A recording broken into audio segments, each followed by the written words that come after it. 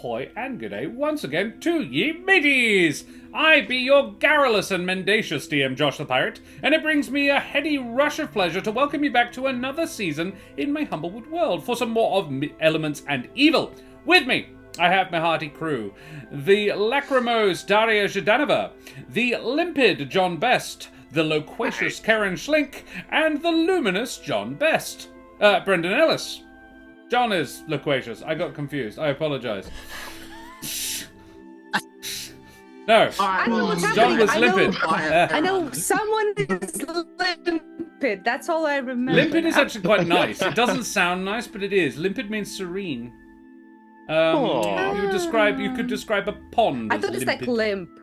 No, it doesn't sound. Yeah, it doesn't sound good. But yeah, no. And like flaccid. yes. It doesn't sound, yeah, it does sound, but it's not, I promise, it's a nice word. Loquacious, obviously, talkative, luminous, shiny, of course, and lachrymose is tearful, but I thought it was a cool word, so I wanted to include it. So let's talk about these lovely folks, shall we? Guys, who the absolute heck are you? Daria, who the heck are you? I don't even remember anymore. It's been 7 years. My name is Daria. I'm an artist. I've done portraits for the channel and emotes and all that stuff. Very much commissionable if you want it, but also are willing to wait a couple months because I'm busy with work. And I play You owe me a couple. Switch Bring it on. here. Yes, you do. Yeah. And you stopped talking just as I was taking a sip of tea. John, who the heck are you? Got him. I'm John. I play Bron, and I've liked D&D for a number of years. Despite that, though, I did realize that Artificer's spells work differently, and I have, instead of like learning them, you kind of just have them, right? And so you can change them each day. So I realized that, in fact, this whole campaign, I've had message the whole time. I thought I had to learn it. I did not. So that's fun. Well, that's good. Finally, Will the somebody meme does. of message never fucking end? No. When will I be free of this hell? Never. Karen, who the heck are you, my dear? Hello, I am Karen, otherwise known as the Mother of Bunnies. I am a performer, a writer, and internet addict. You can find me on Twitter at Mother O Bunnies, where I share random shit and get really annoyed at how many of the person's posts I'm forced to see when I go on there. I hang out here semi-regularly, often on Tuesday night, playing Baldur's Gate. Next Tuesday, might finish the game. It's been a year. Might finish it. Whoa. I thought we were planning on doing that on you can also Saturday. hear me. Everything's a blur. I barely slept for a week. It's fine. What was I saying? Oh yeah, you can also do the D&D of There Be Dragons. Yes. Tear Hey, it out. Melanator. Brain Galsha, good to shrivels, see you, dies, falls out of face. It does. And Brendan. Brendan, it should be worthy to note for you that this is Eric's 60th episode. It's fun or interesting for you, but there you Yo, are. he's so old. Let me know when it hits 69. Yeah, I know. We are keeping eyes on that. Yeah. Good day over here. Yes, I'm Brendan. I am an actor and director, and I'm going to LARP this weekend. I think there's a 0% chance that anyone in chat is also going, but you should go anyway. And I play Eric, who is a kind, gentle, innocent, understanding, patient young man. Humble too. Very Yes, and humble. humble. Very humble. Hey, Shanahaas, good to see you. Hates fire. Shanahaas recently played their first game of D&D. And, one of us. Yes. I know, right? Has been watching us for ages. Has been watching us since season 1. And finally, good. So exciting. I hope you had a good time. We are proud of you. Yes. And Meek, yes, he's also Meek, Eric is. And I'm Josh the Pirate. You can find me here on my channel, Corsairs Cove, where I run D&D and other RPG-related games, and you can find me here a lot in the next week. Because tomorrow, at about an hour and a half from now, but tomorrow, so in 25 and a half hours, we are starting International Talk Like Josh the Pirate Day Charity Marathon Ep4. This is our 4th year, guys, and over the last 4 years, we have raised over $6,000 for for childhood cancer support. So let's see if we can't double that. You know, why not? Aim high. To that end, we have an awful lot of prizes and presents given to us to give away to our lovely donators. Wooten Forge has given us a Jarrah Dice Keeper, like this thing. It's not this one. This one's mine. Fuck off. But it's like it, and it's very pretty. There is also a whole stack of dice from Roll With Advantage. Those splendid beans over there. Crispin Crunch and Mike Moans have donated some stuff as well. Mike Moans has donated like $100 worth of minis, which is pretty freaking cool of him. Crispin's gotten us a bunch of D&D stuff, random bits and pieces. Karen and I have chipped in a couple more random bits of D&D pieces as well. There is more different prizes in the prize pool than there has ever been before. And then Troll Lord Games has also stumped up a few extra prizes as well from their online store. So everything is coming up us, really. And it could come up you guys as well if every $5 you donate goes into the draw to get you to win a prize from that little prize draw, maybe. Childhood cancer support is a fantastic charity that focuses on an area of the cancer experience that a lot of other charities sort of ignore. The area of supporting the families of the children with the cancer, because it sucks for them too. Particularly in a country like Australia where like 30% of people live rurally.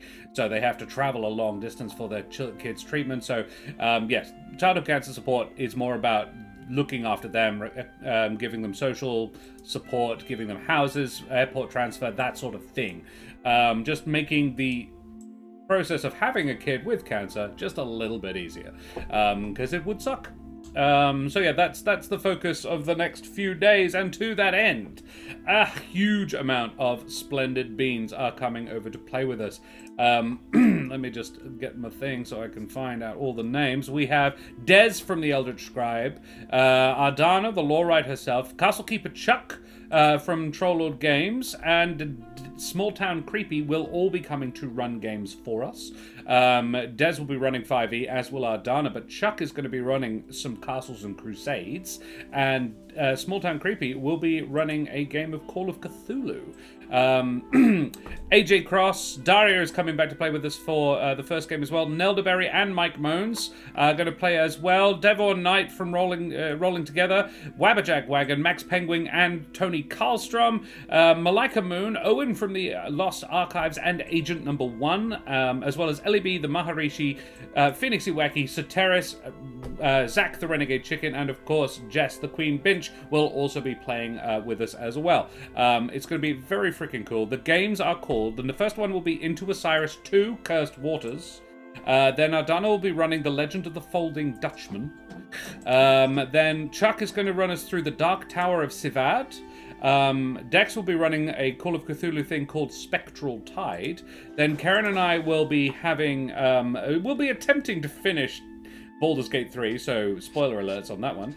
And then the final game of it at round about this time on Saturday night will be another episode of Humblewood of Hearts and Homes, where Kingsley, Kiki, and Milo are going to have a bit of an adventure of a nautical variety, because there is a new Kickstarter out there called Sync, and I happen to have the one shot that they released to promote it. So, and I've asked them, they've said, yeah, go for that. So we might be doing that little cheeky little, that. It's going to be rather fun.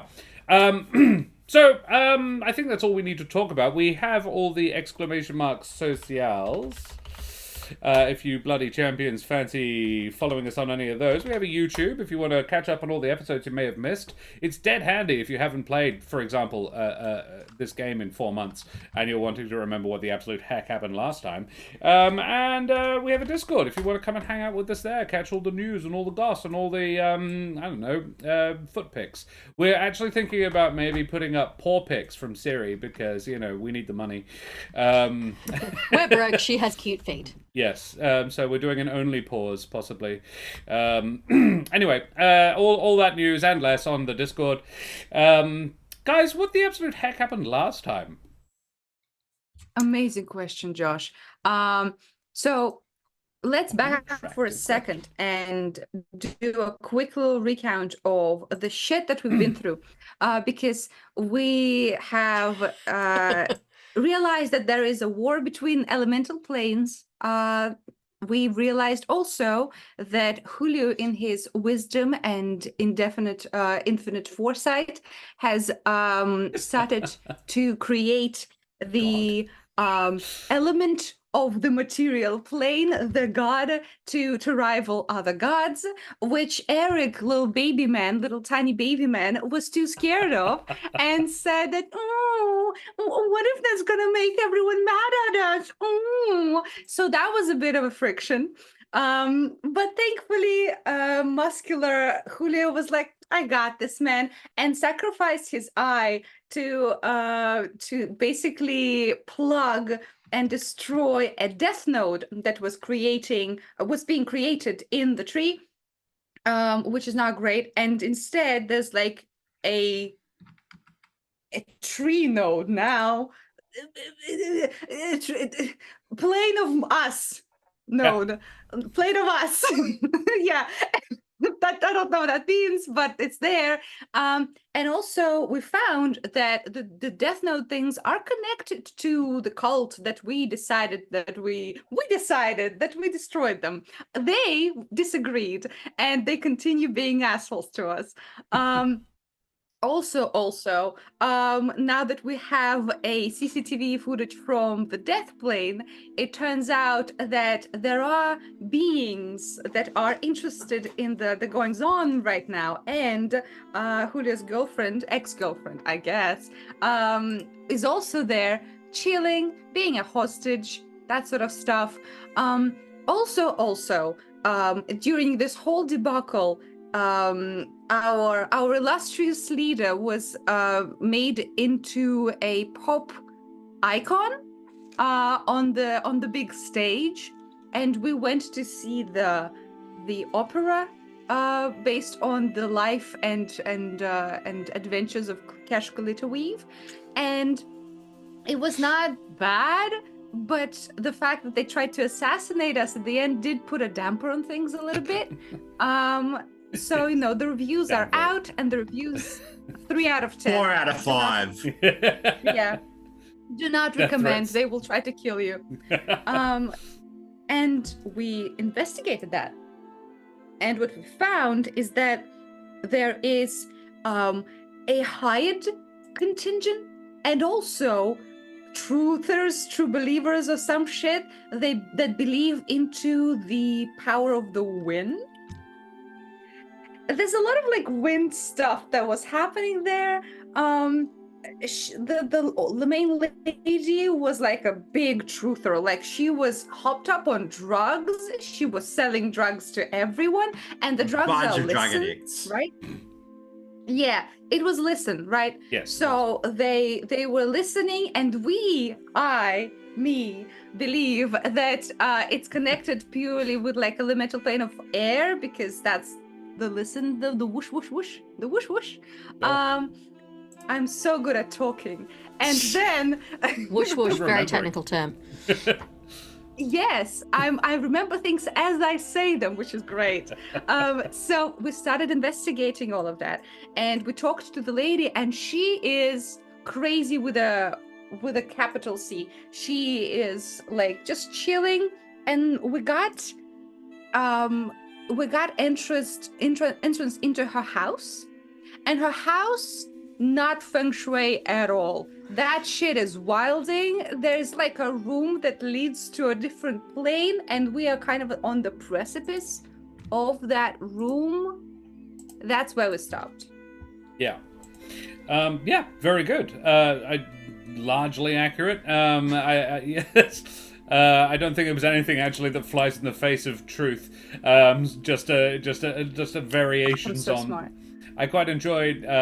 You did kind of gloss over the sort of manic hyperfocus, 2 a.m. hyperfocus that Bron and Julio had to create the plane of the elemental node of Alderheart. Things. Everything was planned and measured, and even though some party members wanted us to fail, they were turned haters, we persevered. That's what I remember. I'm just glad that we all had the maturity to discuss our issues responsibly and calmly. Yeah, we discussed it. Yeah. There is, I mean, look, glass houses and stones and so forth. There may be a listen methadone clinic being opened in the route soon, instigated by Eric. Which, you know... I don't remember that. What? That was the last episode. Eric went and convinced a couple of the tenders, including Havel, to maybe work on methadone for listen addicts. Because you guys, well, I think he suspected at the time that the source is about to be toppled. You did get an inference that Sobel was at least partially involved in the recruitment of the people at the orchestra who were sent to kill you. The assassin, Can you however, remind us, where is Sobel now? Did we? You have no idea. I'm not establish telling you that. Oh, No, he fucking bounced. Yeah. I thought he was in jail. No, he was never caught. Neither was Larimar. Oh shit! In my head, we caught everyone.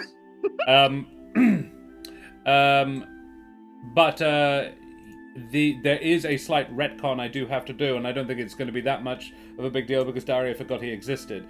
But there is a name I got wrong when we were when you last session. I muddled the name up. I named the wizard from the orchestra Ramus Greyshield. It's not Ramus Greyshield. That is a different person. His name is Ramus Maccabee. I think that we should look up Ramus Greyshield because he definitely has something to do with this. Look, it may be relevant later, but yes, it is Ramus Maccabee. And he was a mercenary, and he met Sobel in a village over the mountains to the east, and was hired there. Or at least he could not confirm that it was Sobel, but he thought it was. It looked familiar. However, there was also an assassin who was possessed. That you did work out, and Julio spoke with the dead to talk to him. Yeah, he did not know any idea. In the city In where Brackenhill. Eric is from. Yes. Yes. And you promised to go and give them his regards. His name was Talbor. You I also remember promised him a that. year's salary to make his family whole. So that was going to be fun. Talbor Greyhold was his name. I have that written down, of course. Yeah. That's why I'm remembering for you. And yeah, then you went to Pavoni Thousand Eyes house, which is a well, we'll get back into it, shall we? Because mateys, may all your introductions make sense, and all your interrogations make sense, and all the fantasy versions of methadone you introduce into lower socioeconomic areas fail to have unforeseen side effects as we head tremulously at first and then with mounting heat and passion into the Humblewood. So we return to the branches of the Alderheart and a small cabin in an industrial district near the docks on the eastern side of the tree. Within, the gang found a room that, to judge from the outside, would have taken up almost the entire house, covered floor to ceiling in murals depicting a fanciful rendition of the more hazardous bits of Kesh's life, along with hundreds of mirrored surfaces. a door led deeper in, and beyond it, they found a new peak of weirdness.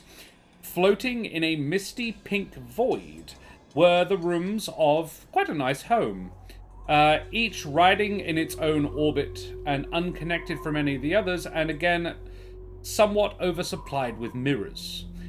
In the library area, seated in a wingback chair, which I think you guys established was not a traditional one, but one with holes for wings, was the shadow of a bird folk, but realized in 3 dimensions and black upon black, as though light eschews it. This being has just uttered the words, "Now it comes to take our thing, when all we did was try to bring it home. The heir and parent will not stand for this meat thing. Not at all." In a voice that Julio definitely remembers from a dream. The same thing that was showing me Raleigh on like a stone plaque. Yep. Raleigh, you're probably... I think she established to her own satisfaction that you were no longer her boyfriend when she stabbed you and tried to drown you. It's a matter of perspective. I think we just had a rocky little bit of a relationship, you know? Yeah. Look, if you can't get through these patches, you know, it's just not meant to be. Exactly. Who among us wasn't drowned by a significant other? Come on. Right. That's what I said to Karen, dripping wet. Yes. The being moves like shadows in firelight, flickering this way and that. Every now and again you catch a glimpse of something beneath, something different, a more bestial shape, beneath the illusion of the bird folk that it inhabits. The scene is yours. Julio, you are standing... Well, I think you're all standing on a 10-foot circular, 10-foot sort of platform through which you have come. The door is standing in the middle. It's not connected to any walls. It's just a doorway through which you have come. Any of you who are in the above VTT will be able to see it, but if you can't, I'll put it up in the map in the middle of the screen so you can all see what the heck it is we're talking about. Boop, there you are. So I will. Yes. I will quietly say to the rest, I recognize that voice. That creature talked to me in the death plane. Yeah. Is that a good thing or a bad thing? I mean, that creature told me that Raleigh is there, and I think it wanted to lure me in, so be careful. Hello? Do you recognize me? I know this thing. We have met before. Right. Come, right. meat thing, we talk. Oh, okay. My name is Julio. What's yours? Josh opens it because this one is called Thalgoth. Thalgoth. Pleasure to meet you. Yeah, and I kind of like turn to the rest like, and I float towards them. Ooh. So Julio, it is about a 15-foot leap from the platform upon which you stand to another one. As you jump it, however, you discover that the gravity between these spaces doesn't work very well. And in fact, it is exceptionally easy. It is essentially the act of jumping no more than 5 feet will get you there. And you land neatly on the carpet in front of this creature. What do the rest of you do? Eric, you can make a history check if you like. Also, like from Or closer, Arcana, do we see if it's better. the vestigial thingamajig in the center of it? Vestigial, no. It's more like an image imposed over another image, but in the same color. So, you like if you take an image, make it a silhouette, and then put a second silhouette over the top, it just sort of that. But the primary image that most of the time doesn't flicker away is that of you would guess, a taller corvum or raptor. Okay. Given the size of the size and shape of the beak, you would guess corvum, but 18 Arcana. an 18 on Arcana. Eric, that name he gave you, Thalgoth, is it is an elemental word. It is it is Orin. It means Or what? effulgent or bright. Bright one would probably be the best translation. Good, because I don't know what effulgent means. Literally, that it means bright or Yeah. shiny.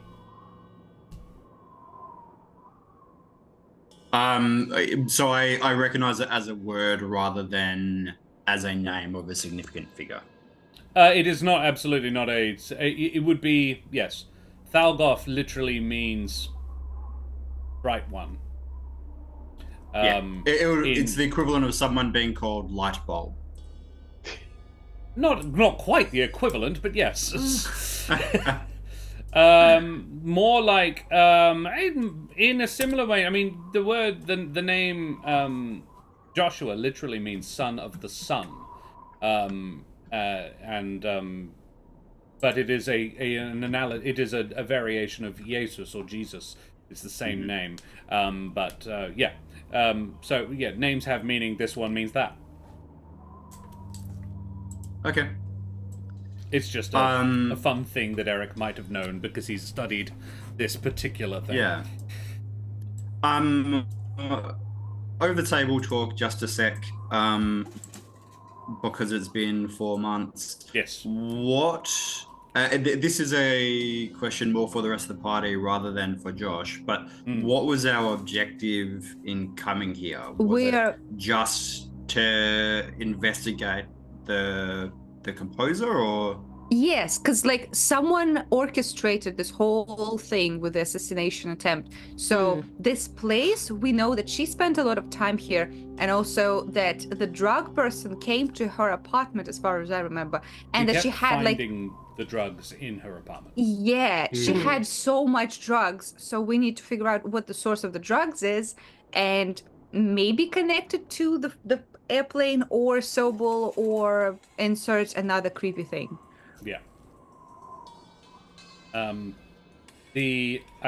would also remind you, because it has obviously been a long time, on the way through the last room, which was, I think Julio described as brain melty, or just really not very a lot, I think is the words he used. And it was going through it. You had to make a wisdom save. Bron and Eric passed the wisdom save. Cash and Julio did not. However, no bad effects immediately occurred. So I would just point that out, that happened. Yeah, we did fail something. That. And like above table, I'm not too interested in fighting this thing. I think information is more important for us. Well, now that you say that, I would like to cast Fire Strike. No. You big bitch.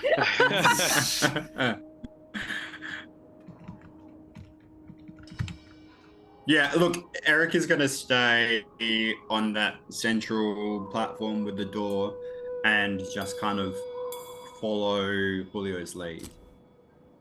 Yeah, cool. Bron's lost. So he's just going to do the same. Cool, there's someone from the death plane. What? Yeah.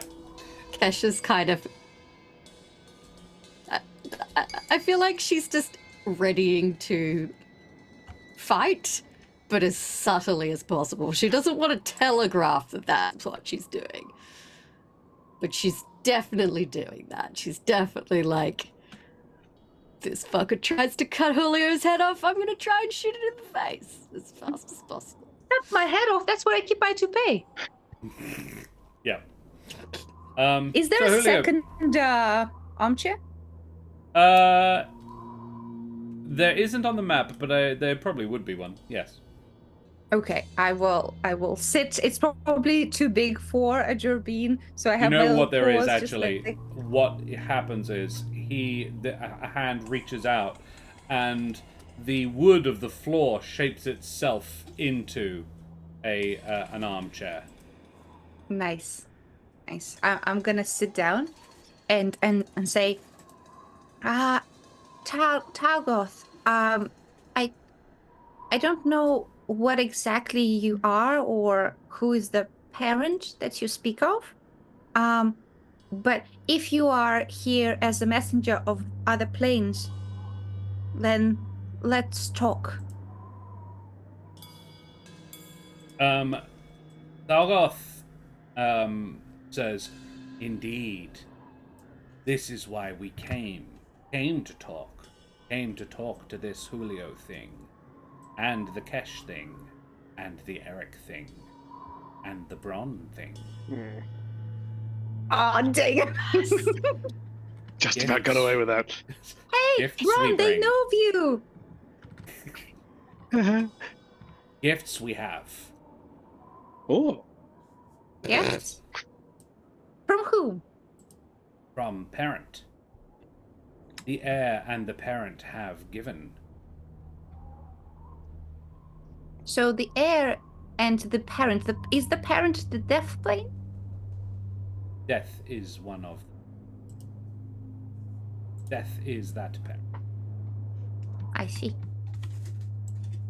Death is the parent, this one's son. Okay. Cool. The gifts are not free, but they could be many. Wish. Does this meat thing wish power? Usually gifts don't require payment. Kesh has been thinking the exact same thing. She's just like, normally if it's a gift, it is free. That's why it's a gift. Yeah, that's kind of what it means. If that's what Julio says, then it would say, all one needs to do the gift to receive the gift is nothing. Oh. Hence the freedom. Ah. What? So what are the interests of the parent? Listen to the gift offer, and you shall understand. The Julio thing will be gifted its thing in return. Death holds it. Death could give it back. Mm-hmm. Julio nods. Yeah. The Bron thing could be given back that which the selfish Amaranthine took. If the Bron thing does nothing, then the parent will have the strength to give this back. The Eric thing could have that which the thing the fires took from its master. Death holds it. Death bought it. Fire knew not what it had. And the Kesh thing. The Kesh thing, we can spare its sibling from its curse. A pretty gift, but death could take the gift back.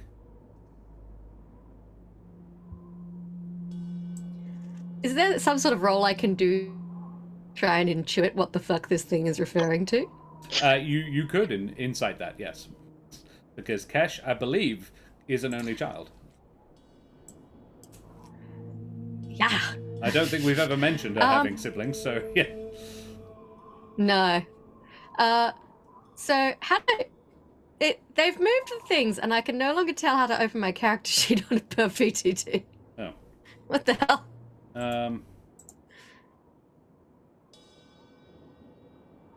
Your insight is absurdly good. You can just roll a dice. I think your insight is at least a +6. I don't normally open the character sheet on above VTT. I usually do it on Beyond. Go to the campaign. Hang on a sec.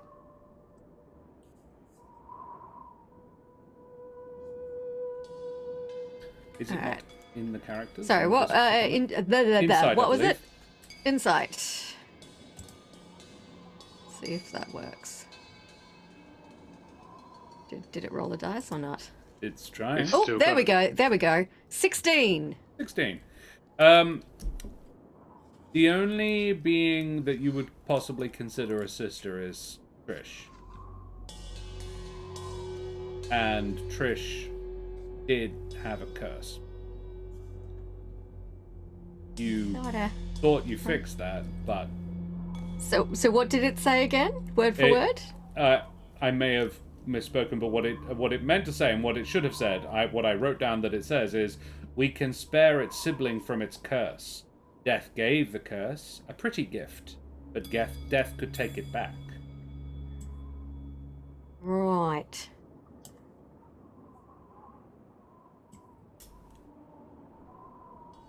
Huh. The I'm thing all trying to the decide whether to things say must Trisha's do name is or nothing. whether I couldn't.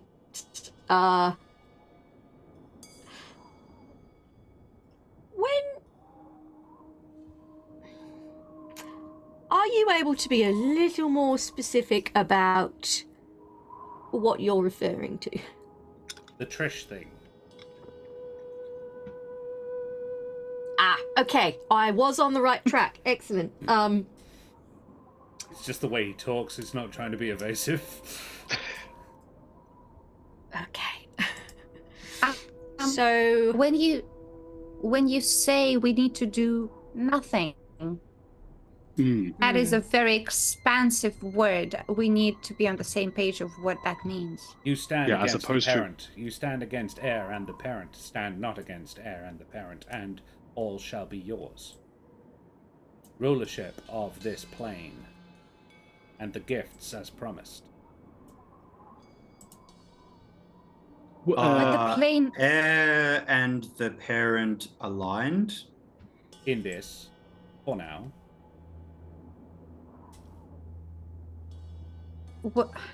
okay, so the parent and the heir do not contest our rulership of the plane and its independence? independence, no. Claim this plane, and you would rule in their name.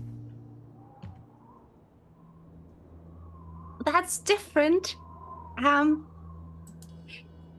We only stand against the plane of air because it wants to advance on that which is not theirs. This place is independent now. We have our own power growing. This should be respected in the other planes. Heir made this place, as did the parent. This place has no independence. Owes all to heir and the parent. Any Plane is parent being knows taken back. that sometimes a child comes to a time when it is growing up. Any parent knows that there is time to relinquish the child to its own fate. That time is now. I feel like we've had this conversation with the parent that was very similarly along the lines. It was like, yeah, cool. Like, it's growing That up. was life, though. Yeah. Okay. That's the life. Wait, so what other parent are we talking about then? What? Death. Death. Oh, There are right. 6 technically of the material plane. All 6 elemental planes were involved in its creation. So yes, we have some negotiating to do. Right? Yeah. Okay. fair. Life is on board. Death and air evidently feel differently. So does fire. Not. Has given evidence of its feelings about that relatively recently. Water and earth have yet to weigh in.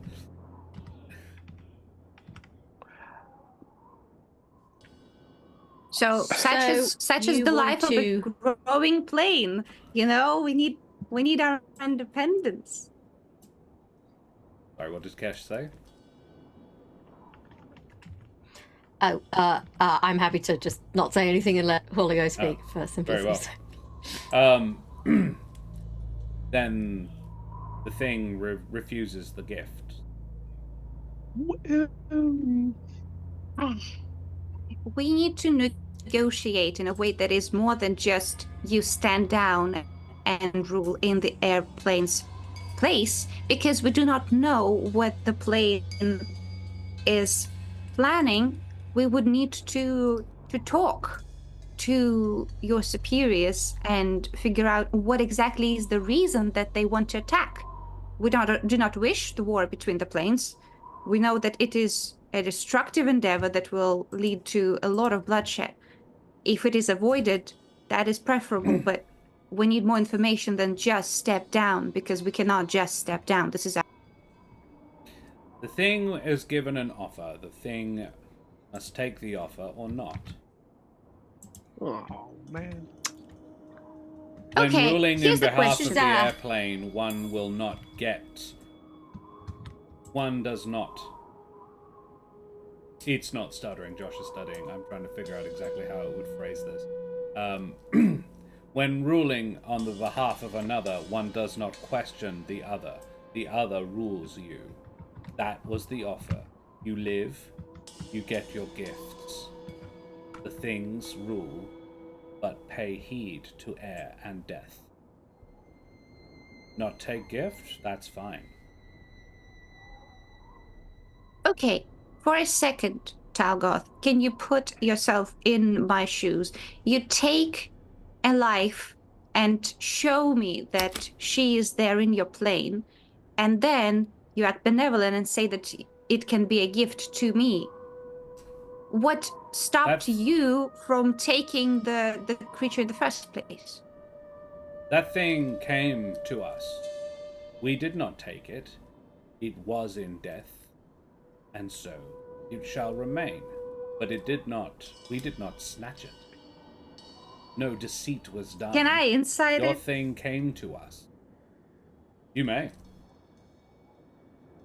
I'm gonna try and insight. I don't know what my insight is. Oh yeah, it's a 12 on the die. 12 on the die. I don't remember your wisdom being particularly good. That's Let us call. Well, you are a bard, so you're at least half proficient in it.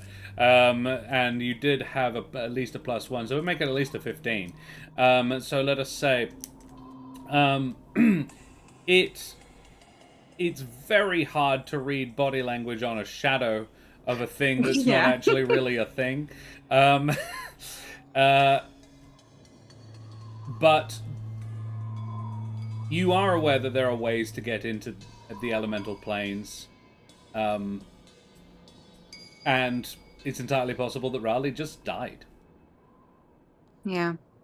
Which would probably get her to the elemental plane of death. That's kind of how one gets there.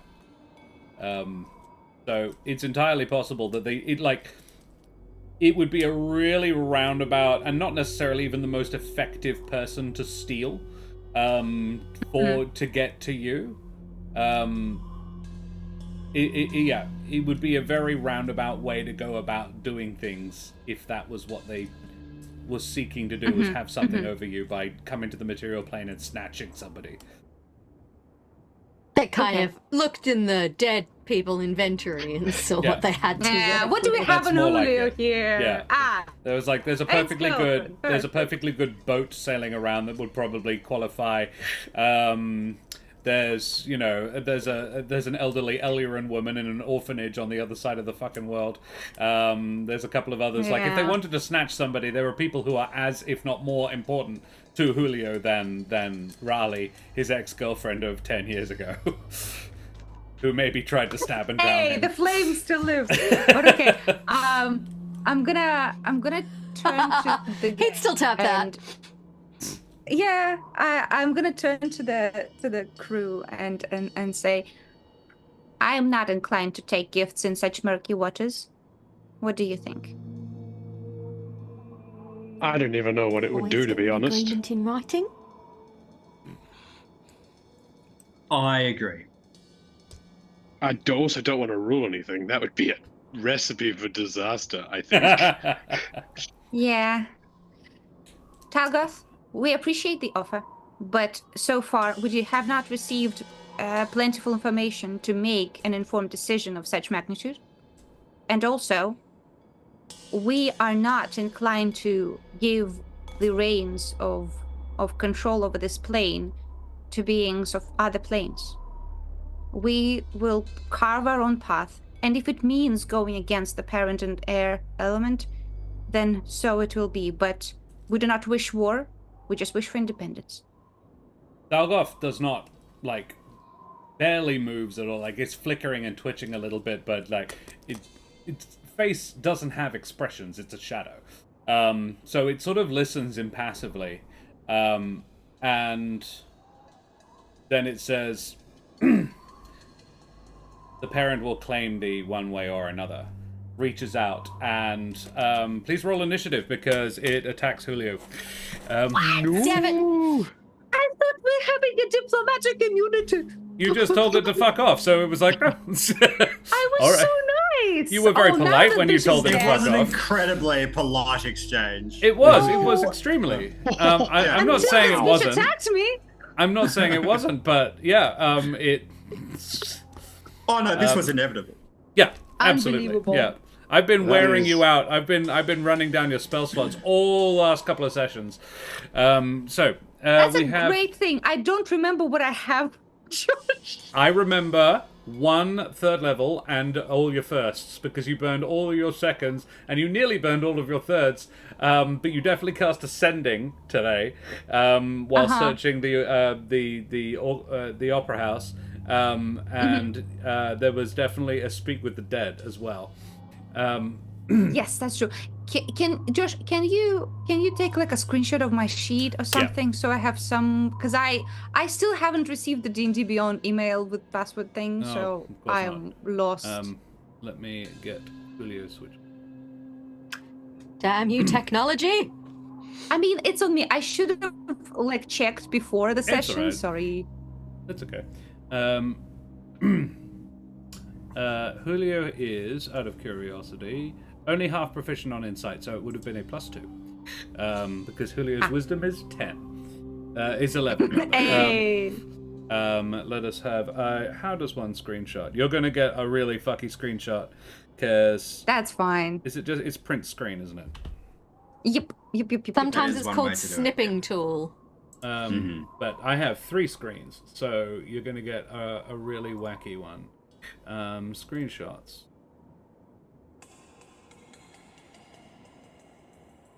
Maybe.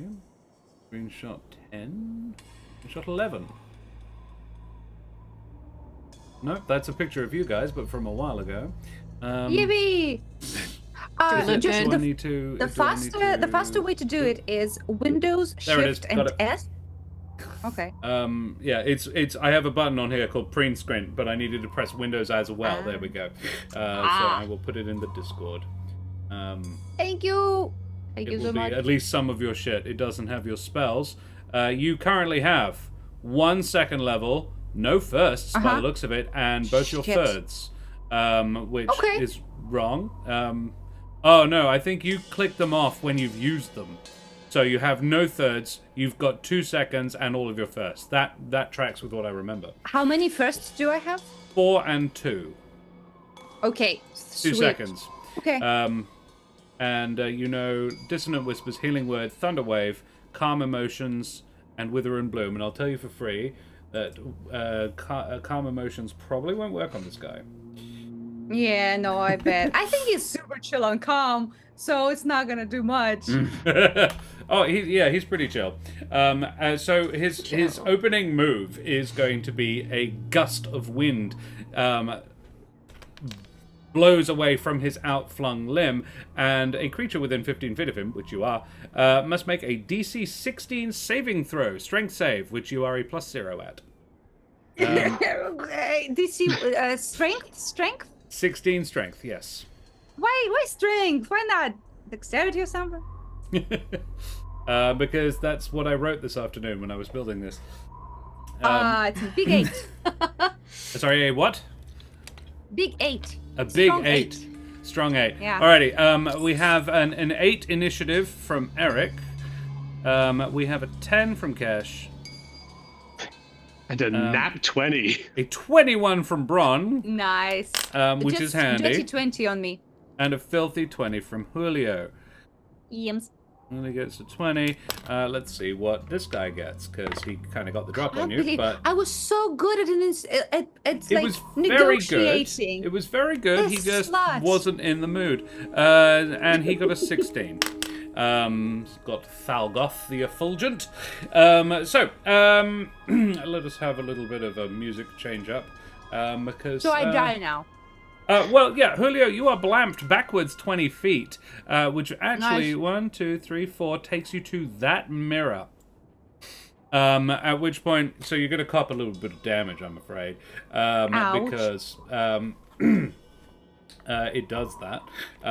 This guy is based somewhat on an air elemental. So this is similar, if not exactly the same, to his whirlwind attack. So it does 19 points of bludgeoning damage. And a further 2d6s because you went the whole way. So a further 5, sorry, I apologize. 24 points of bludgeoning damage. 24. Dang, okay. And you bang up against a mirror that light is pouring out of. No imagery, just bright, sort of light blue light. Necromental. Ooh, I like that. That's cool. This is, I will tell you for free, Bishop Blood, this is a void element. Oh yeah, we know that it is void. Yes. We kind of gathered that information before as well. Yes. One of its parents is death. The other is not. So, that puts us to, it is Bron's turn, actually, starting the combat. All right. Bron, what do you do? Can I do the gravity jumpy thing to get to the other platform? You certainly can. It's basically just 5 feet of movement. Wow, that's cool. Yeah. Okay, goodness. Do I help Julio? Yeah, sure, why not? I'm fine. It'll be fine. Are you? Like, No. do you look beat up? No. My health is fine. He just took, like, a quarter of his total HP. Yeah. I'm still at 59. Yeah. Okay, so you got 3 quarts left. It's fine. Oh. It'll be fine. Perhaps. Yeah, go fuck him up. Yeah, that might be a bit ambitious. If it bleeds, you can kill it. Yeah. Well, I don't It think has bleeds not well, demonstrated a capacity for bleeding yet, so... Bleeding. so- It doesn't have a corporeal body, so. If it can take damage, you can God. kill it. Yeah, that might be true. Fuck it. Like, if in doubt, why don't I just whack it with a sword? That's true. You do yeah. have a very nice sword now. You've the I've got a Slam lovely Forged sword. greatsword. Yeah.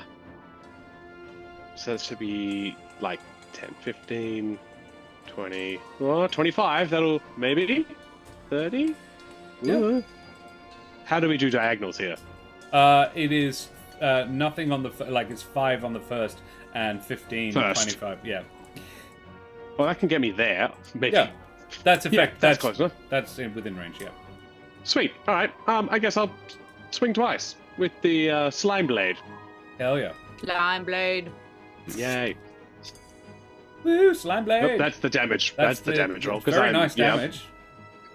It was not bad. Yeah. Oh, that is bad though. That 12 doesn't to hit. I'm afraid. No. No, that's fair. Do I attack? 2 attacks per action. Yep. Great. I guess I'll swing again. It's Oh, been a hot minute. 17 to hit. A 17 doesn't hit. I'm afraid. Really? Wow. That's crazy. You do have a D4 if you want to burn it. Do I? Yes. Julio and I and Bron all have D4s. Fuck Nice. yeah, let's burn a D4. Do we? Well, it's an extra Makes 2, it a so it's 19 to hit. Is a hit. Yes. Fun. Okay, cool. So does that 13 Oop. damage? Yes. Now, what manner Oh, that's of with damage Booming Blade. is it? Yeah, okay. Yes, it is. Goodness, sorry, it has been a hot minute. That's all right. Slashing. Julio, you're on deck. It is slashing. Very well. Mhm. A D4 on Bron is now gone. Thank you very much. Alrighty. Yeah. So 13 slashing damage. Yes. It is a magical blade, of course, but yes. Cool. Very nice. Does it have any other properties? Does it do acid or something? On a 20, the target's paralyzed. Oh, right. Okay, that. Cool. Yeah. Alrighty. Neat. Very well. Julio, it is your turn unless Bron has a bonus action he wants to do. Very Nope. well. Julio. Okay. With my back paws, I push off of the mirror and stuff, and I float towards it. My Slod Slayer out. Very well. Like this. You're attacking it so with a gonna roll. necrotic blade. Oh shit! It's necrotic. Never mind. I don't know if the Slide Slayer is. I think it is. It on my sheet it doesn't tell me. Susan's variable dagger has 2 modes. I know that. Radiant or necrotic. Does radiant, yes. I think if the Slide Slayer does anything, it's Slod necrotic. Slayer. It's normal damage. It's just magical because it's okay. it was dipped in slod things. So I Yeah. don't think it does any like Okay. weird it's just Well, magical your damage. call then. I think so. I'm gonna go for a poke. Yep. And then if I attack correctly, I'm gonna do a bonus poke. Very well. Hiya! 17 on the die plus 8. That'll That's do it. a lot, That does hit, I assume. yes. Boom. Do I get sneak? You should do, because you're a swashbuckler. Yippee! Yippee! Oh, right. I forgot everything, but I know that there's sneak. How much sneak do I currently have? That's a question. It's is on it the 3? screenshot. It doesn't show me, unfortunately. 3d6, I want to say. Probably. At level 5? Sure. Yeah, that sounds right. Okay. Okay, so that's 1d8 plus 4. 3d6. Okay. Thank you, Brendan. Yeah. 3. Thank you very much. 3d6. So okay. 7 plus 8. That's 15. Babe D, thank you very plus much for 5. the follow, you bloody champion, and Ophi Snitch as well, you bloody champions. Good on you. Avast, matey, you wee scallywags. Sorry, Daria, how much? 20 magical damage. 20 magical. And I'm gonna do a bonus action. I'm gonna shank with a radiant Susan's variable dagger. Very well. Yes, very well, do that. Yeah. Yeah. Yeah. Okay, that's a dirty 20 on the attack. Does hit. Should do. Sweet. Yes, okay. And that's a D4. I have a D4. I'm gonna just roll the D8 and then I'm gonna halve it. So Julio has Where are jumped my back D4s? over God damn it. to stand next Yes. to Bron fighting this guy who has stood up. Why not? Let's say he has. Yes. Yep. 8 radiant damage. 8 radiant. Very nice. Yes. 8 radiant. I'm gonna shank him with a flash of radiant energy, and I say, "You don't start attacking when it's negotiation time." And that's it. The thing had closed negotiations. Well, I'm opening it again, right? Like in this little wound you have there. I'll open your negotiations with my sword. At this point, it is going to use its lair action. Unless Oh, Julio shit. has any actions, so I think you've used your I'm movement. done, No, you're actually. done. You're good. I'm All right, it's going done. to use its lair action. So there are 6 little floating rooms in here. The sword of negotiation. I love that. And it is going to throw the wardrobe platform at the door platform. So Kesh and Eric, who are still standing on the door platform, need to make saves. This is its lair action. I've called it Yeet. Can you please make me Nice. either a strength or dexterity save? Kesh and Eric. Sorry, dexterity. Or strength. Dexterity for me. Yep, very well. Definitely dex for me. Ooh, 12 and a 27. Kesh is absolutely fine. Kesh, you managed to jump out of the way of this. Basically, 1/6 of Pavoni's house just got thrown at you. And the platform just sort of comes up and over a little bit sort of Inception-esque when the whole floor is just coming up and over and around. It's kind of that, but it's a it's a walk-in wardrobe, and it just sort of slams down on the platform Kesh and Eric are standing on. Kesh manages to dive out of the way. Kesh, as a free action, where do you dive? Which of the other platforms do you want to dive onto as the bit of ground you're standing on becomes completely untenable? Sorry, which one just flew at me?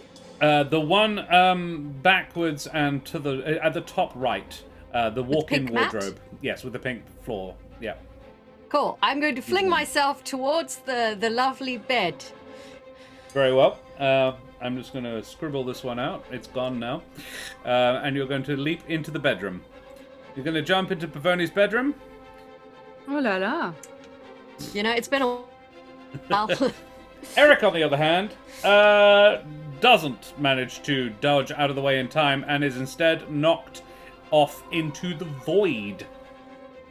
Which is bad. Bye, everyone. Spoilers. Eric, you are falling, and you are going to cop a little bit of psychic damage from falling. This is not the end for Eric. Do not stress. He just took 7 psychic damage. Yay! Not the end. And on his turn, he must pass a save to basically will himself back out of the void. But every time you fail the save, you cop the damage again, and again it just stacks. As he continues to float and perish in this place that is really just not nice for peeps. That is the lair action. Then it's actually, then it's just Thalgoth's actual turn. So Thalgoth is going to, He is going to, why am I looking at that book? He is going to attack Bron with his blade. This shadowy figure literally draws like part of itself out of a sheath, and it becomes this black blade. Similarly, it's like it's imitating your own, as the Slimeforge blade does have sort of slime bits dripping off it. It does have a sort of acidic aspect to it. This one does the same, but it's just the shadow of it. And so that which it drips is greeny black acidic drops, and he is going to lash out at you, Bron. Let's see how he does. A 12 on the dice, Great. So 22 to hit. Oh, yeah, that'll hit. Excellent. And Bron, you are going to take 4 and 7, 9, 16 necrotic damage. And please make me a Constitution save. Dirty 20.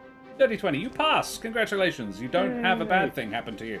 And then Julio, he is going to try and blamf you away from him again, because now you're standing south of him.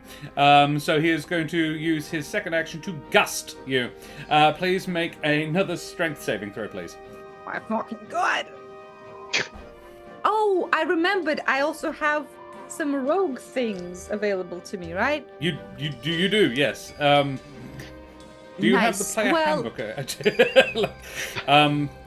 I'm trying. You can cunning. You can cunning action. Like I think you can like half the damage of some stuff. Yeah, I'll check it out. I rolled very well though. I rolled an 18. Oh, okay, so you pass actually. You do not get blamed. Yippee! That's a shame. So I don't have evasion, but I do have uncanny dodge. Uncanny dodge, that's the one. Yeah, that's what I was thinking of. So you're going to still take some damage. He does 16, but you half it, so 8 points of bludgeoning, and you are not knocked backwards or prone or any of that. Is that an attack? It is an attack, yes. Then I'm gonna have it again. I'm gonna do 4. Instead. Okay, sure, absolutely. Very well. That's with his... a uncanny dodge. Yes, yeah. That's his turn, which means it is now Kesh's turn. Bop him up. Okay, I would like a hunter's market, please. Mark. Down there, everybody's there now. Hunter's market. Yep. Very well, you do that. It is Hunter's Marked. Congratulations. Oh, I apologize. As its movement, it is going to move there and then reach out to touch one of the mirrors, that mirror that Julio is standing next to, and it walks through it and appears through this mirror, which is it is like Misty Step. It's not an action. It's not force movement, so you can't opportunity attack. Is the point? He walks through. Gosh darn it! It's still within range of Hunter's Mark, Cash, so you can absolutely shoot him. But he's just a bit of a ways away. Karen may have frozen. Oh no. But with a beautiful smile. Yes. Oh, no, she's gone. She'll be back in a sec, I think.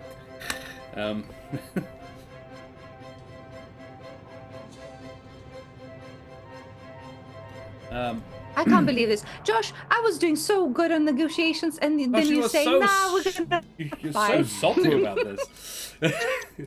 It came along and said, hey, I would like this thing from you, and you said no, and it's like, okay, cool, I kill you now. What? That's so mean. Perfectly reasonable, I think. Alrighty.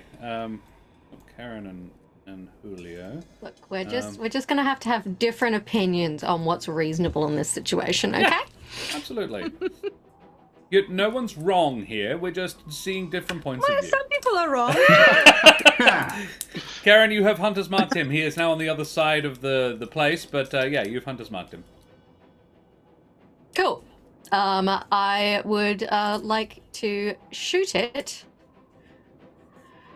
Shoot him!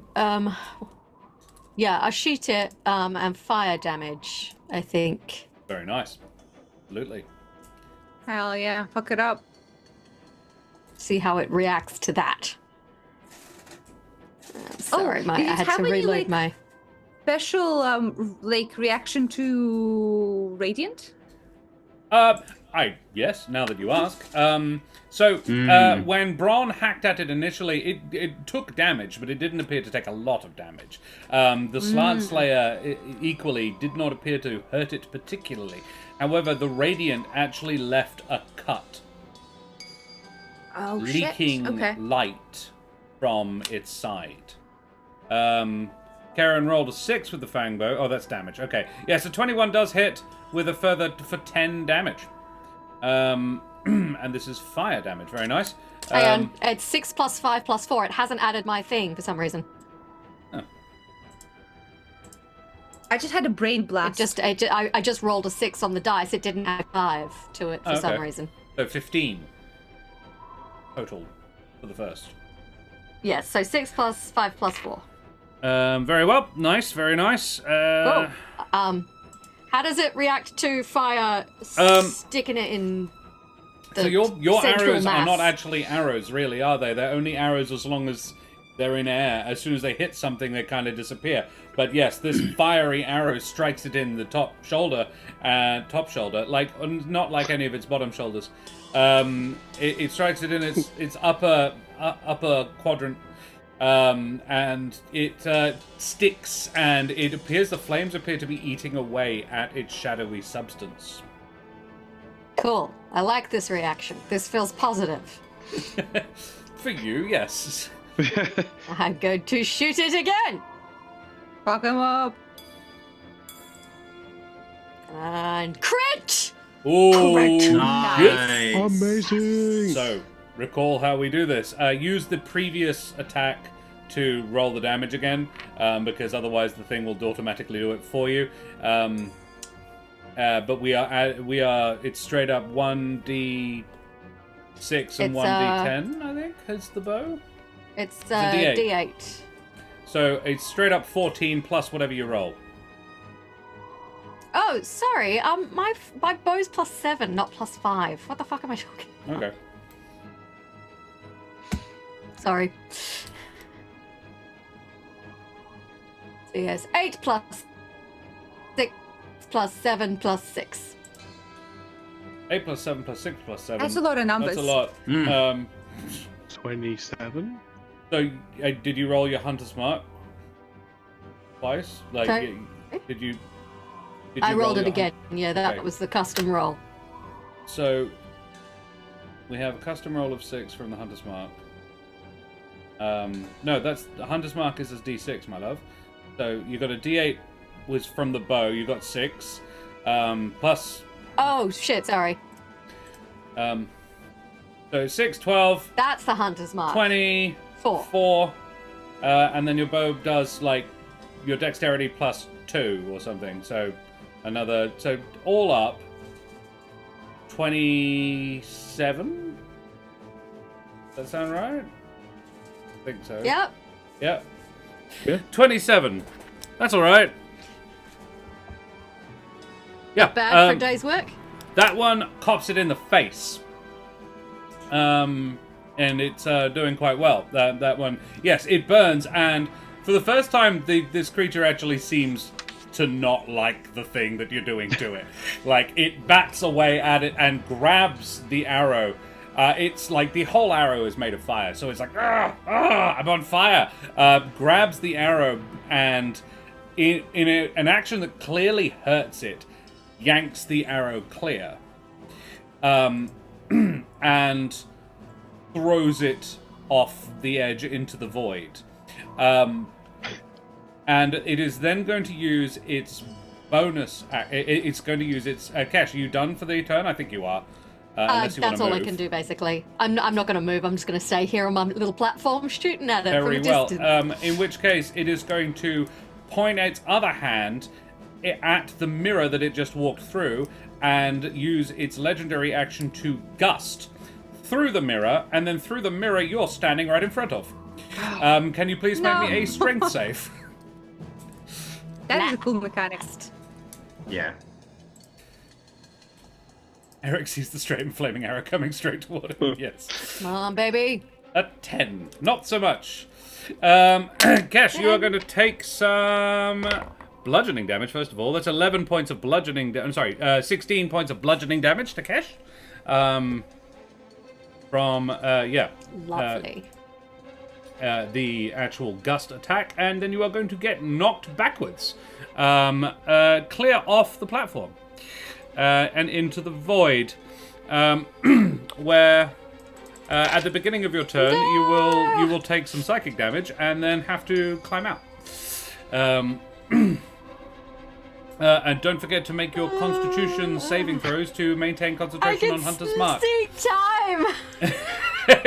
That's a different character. And Sorry, we've just roll been what? rated a Constitution save for your Hunter's Mark.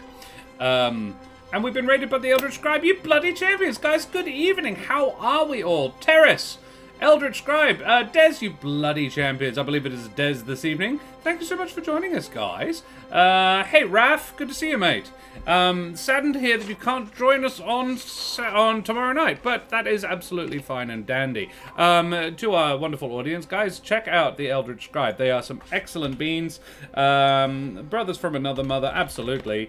Over there on another channel as well, the Eldritch Scribe. That's the one. If you want some more quality D&D content, you would struggle to do better than the Eldritch Scribe.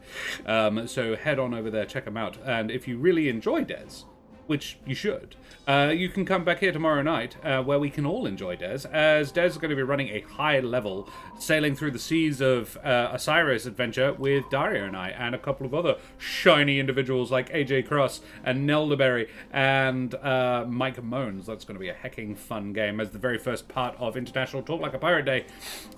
We have been shown the DC 20 rules. Oh, you've ruined him, have you, Terrace? You corrupted him.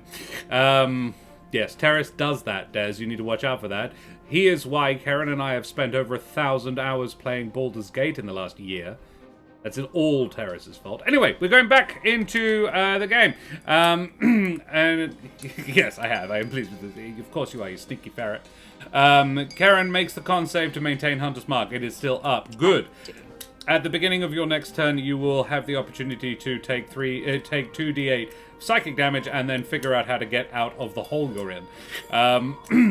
Which Eric gets to do right now! Eric, make me a wisdom or dexterity save to get out of the hole that you have fallen into. Thanks for the little... I think I'll take the wisdom save. I thought you might. and Oh. does not ace it. Eric remains falling. It's probably quite disconcerting for a bird to find you can't fly in this area. So you're going to cop a little bit more psychic damage. Ooh, that's 15 psychic damage. Jesus. This time around. Yucky. And we can't see him. He's actually only fallen about 20 feet, but he can't fly. And I imagine he tried to fly, and that was the problem. He tried to open his wings, and was like, oh no, this does not... It's like flying in soup, or tar, or oil, something sticky. Rather than Do I air. get any actions or anything? You spend your turn trying to get out, I'm afraid. It's that kind of... you could cast a spell. I would like to use my action to summon Hope. Very well, you do that. And then she uses her action to teleport me 15 feet up. Yep. Onto the edge of the platform. If I can get that far, then yes. Yeah. I think you blamp there. That would be your turn, but yes, absolutely. Nicely Yep. done. Look, Nice. I'm okay with that. That's, completely fair. Just to check as well, is the middle platform with the door, did that get destroyed as well? The door kind of got crushed, but the hole that it was like, the portal is still kind of there. The door was really just sort of outlining it. But is the platform there? The platform is still there, but the door on it was gone. Okay. Yeah. Okay. Cool. The only platform that is gone is the top right one, which Okay, kind of great. crumbled and fell into the void. Yep. Yep. All right, Alrighty. that's my turn. Back to the top of the order. Bron, it is your turn. All right. So I am going to, and I'm fine if we say that this takes an action. I will tell you for free, and everybody should know, the jump action costs 5 feet of movement here and can travel you at least 30 feet. Okay. Nice. Wow. I think instead, Bron is going to mutter, fuck this shit, and put his bag on the ground and pull out Stephen, the deep fryer. Hell yes. Let's go, Steven. Yes, deep Very fryer. well. Out comes the homunculus. So, mechanics-wise, this takes its turn after mine, and I need to take a bonus action to tell it to do anything except dodge. If I don't tell it, it just dodges. Yep. But instead, at least this turn, I think I'm going to take my bonus action to cast... Yes, Sanctuary on Julio. So, Okay. the dude has to pass a wisdom save to attack Julio. Until Julio has attacked? Yeah, Doesn't it if I say attack, when he it attacks? breaks. Yes. Yes. I think it also counts negative spell effects Ah, from memory. Negative spell effects? it's okay. Let's do it. Let's do it. I have a. Yeah. I'm cooking something. I might not attack the next turn. So. Okay. All right. Very well. Doesn't it go before you? Yes. No, he goes. Yes. The After. lair goes After, directly after I Julio, go and after then you. he goes after the lair. That's less useful. Yeah. It is quite an unfortunate order to have everybody stacked in. Yeah. I You mean, want it's up Julio to to you. be just before you, and then you cast it on him. Yeah. The person to cast it on will be Eric, who hasn't got to go for a while yet. If you wanted to cast Sanctuary on somebody, Eric is the closest to the Yes. guy, and somewhat Yeah, at risk of being knocked off again. Oh, yeah, perfect. In that case, yes, let's cast Sanctuary on Eric. Love it. Wisdom DC 17, but I don't think Eric resists it. I'd be mildly surprised if he did. Cool. Eric, Cool. you are sanctified. Who knew? Just screaming, don't resist, just let it happen. Ugh. And I So can- just reading it, it breaks if I attack or use a harmful spell. Yeah. Mhm. Oh, sorry, that's it. Yes. But until Cast then, a spell I that can't affects an touch it. enemy or deals damage. You can. You just have to roll You a can wisdom. try. Oh, I have to pass the wisdom Ah. save, do I? Oh, A okay. wisdom save. Unless it's an area Yeah. effect, shit, Yeah. like dropping a If you try plane and on him or target him. something. Yeah. Or just casting Gust. Yeah. No, that's actually a specific attack. Hopefully it's better than nothing. It's Okay. not. That is an Ooh. attack in this particular way, so it would stop it. Yeah. Yeah. Cool. Cool. Very well. And then I Anything guess else? the homunculus moves 30 feet. Sure. Stephen Where flies 30 does feet towards. Stephen go? Stephen jumps over towards it. Yeah. And then just hangs around wherever 30 feet will put it. I'm gonna And use takes Slimy. the dodge action because I haven't told it to do anything else. Yeah, I'm gonna use Slimy to be Stephen because we don't have a Stephen yet. But that's Stephen there. There we go. Nice. Cool. All right. Love it. Yeah. And so then he just takes the dodge. Cool. Excellent. It's Julio's turn. Okay.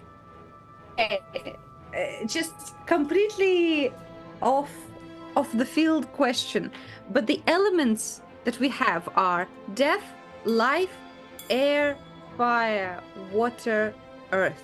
Yep. Correct. That's it? Yes. Would there be an element connected to light? Life is the closest. Would that be life? Yeah. The closest, probably. Okay, I mean, 'cause or fire. I'm Fire thinking, and I'm historically cooking. famously gives light. Mm. Quite well known for it. Right.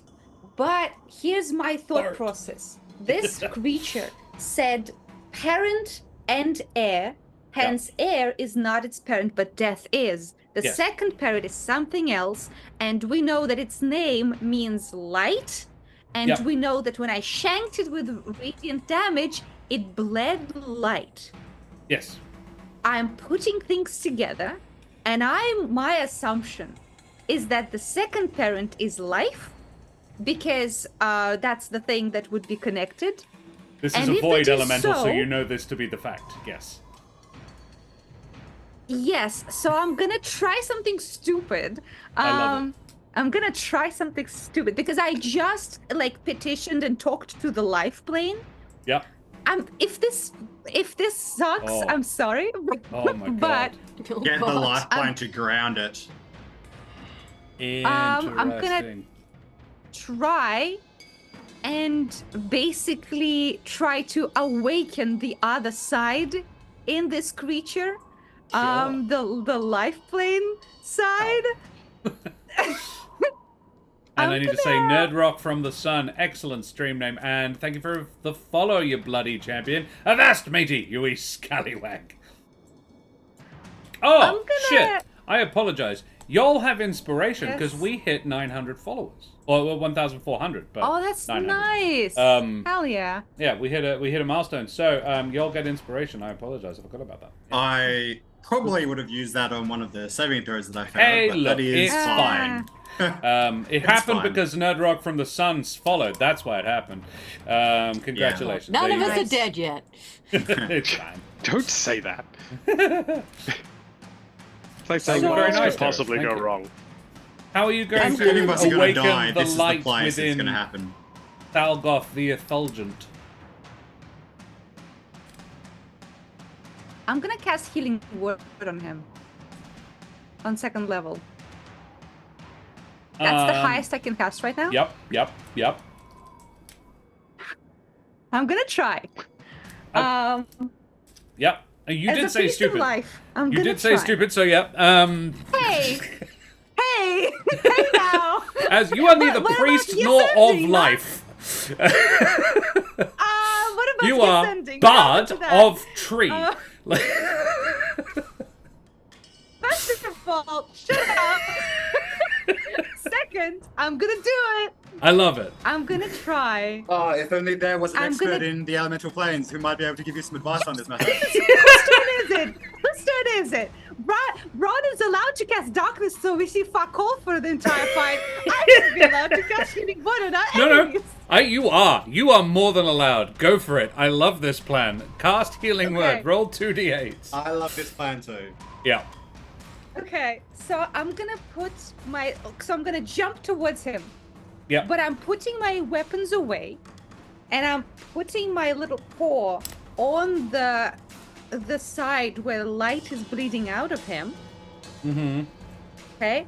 I'm gonna cast Healing Word, and I'm gonna try and, like, looking into its face, say a prayer to the life element, and I will say, bring the connection that has been lost for a long time now.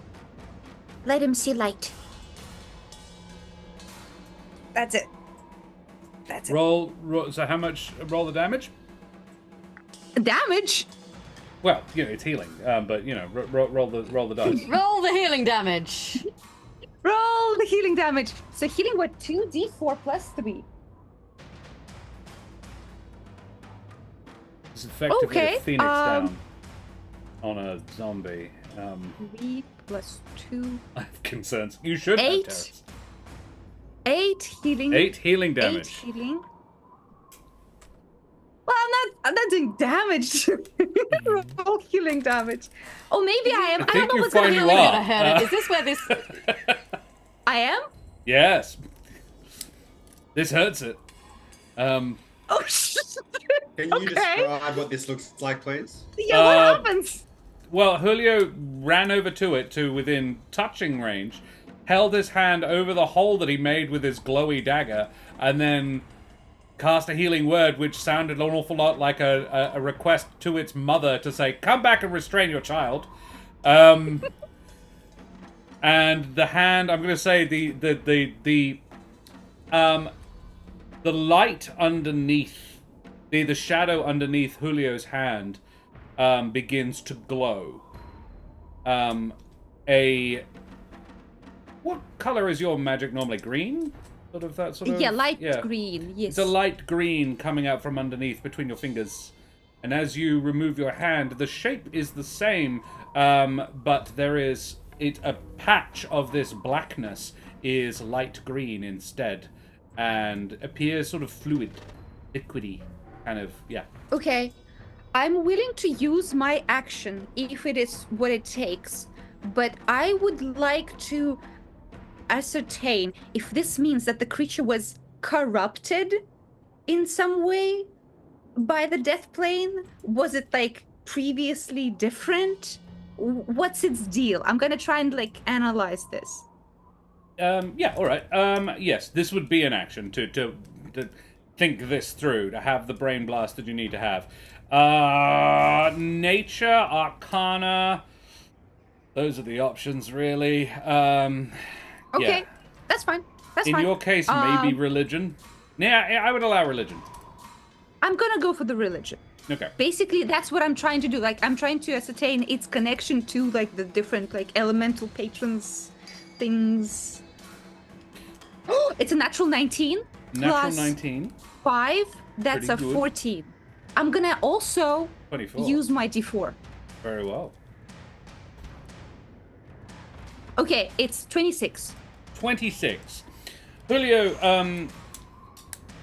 I don't think you were with them, but Kesh and Eric have almost certainly regaled you with the story of how they rebalanced an out-of-balance water-fire node.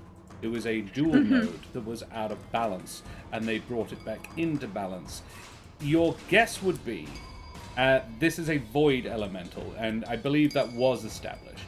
Yeah. So, you know that basically the void plane is one of the demi-planes where two planes meet, where life and death meet. So, its natural state would be a combination of the two. Would be in balance is the trick, and balance is very much the trick with a lot of interpalanar elemental relationships. Yeah, this is you would guess this creature is out of balance. Yeah. Okay. How wounded does it look right now? Quite. About Quite. Okay. slightly bloody. I'm gonna shout to the rest and say, don't attack it. Don't kill it. I know what to do. If you have radiant damage, use that. Or heal him. He's corrupted. He needs help. That's all I'm gonna say. And I think we will take a short breaklet there. You can say everybody. now. Yeah, I can. It's an excellent place to leave everybody going, woo, woo! So we will have a short little breaklet. Be back in 5 to 10. Say goodbye, everybody. Bye. Bye.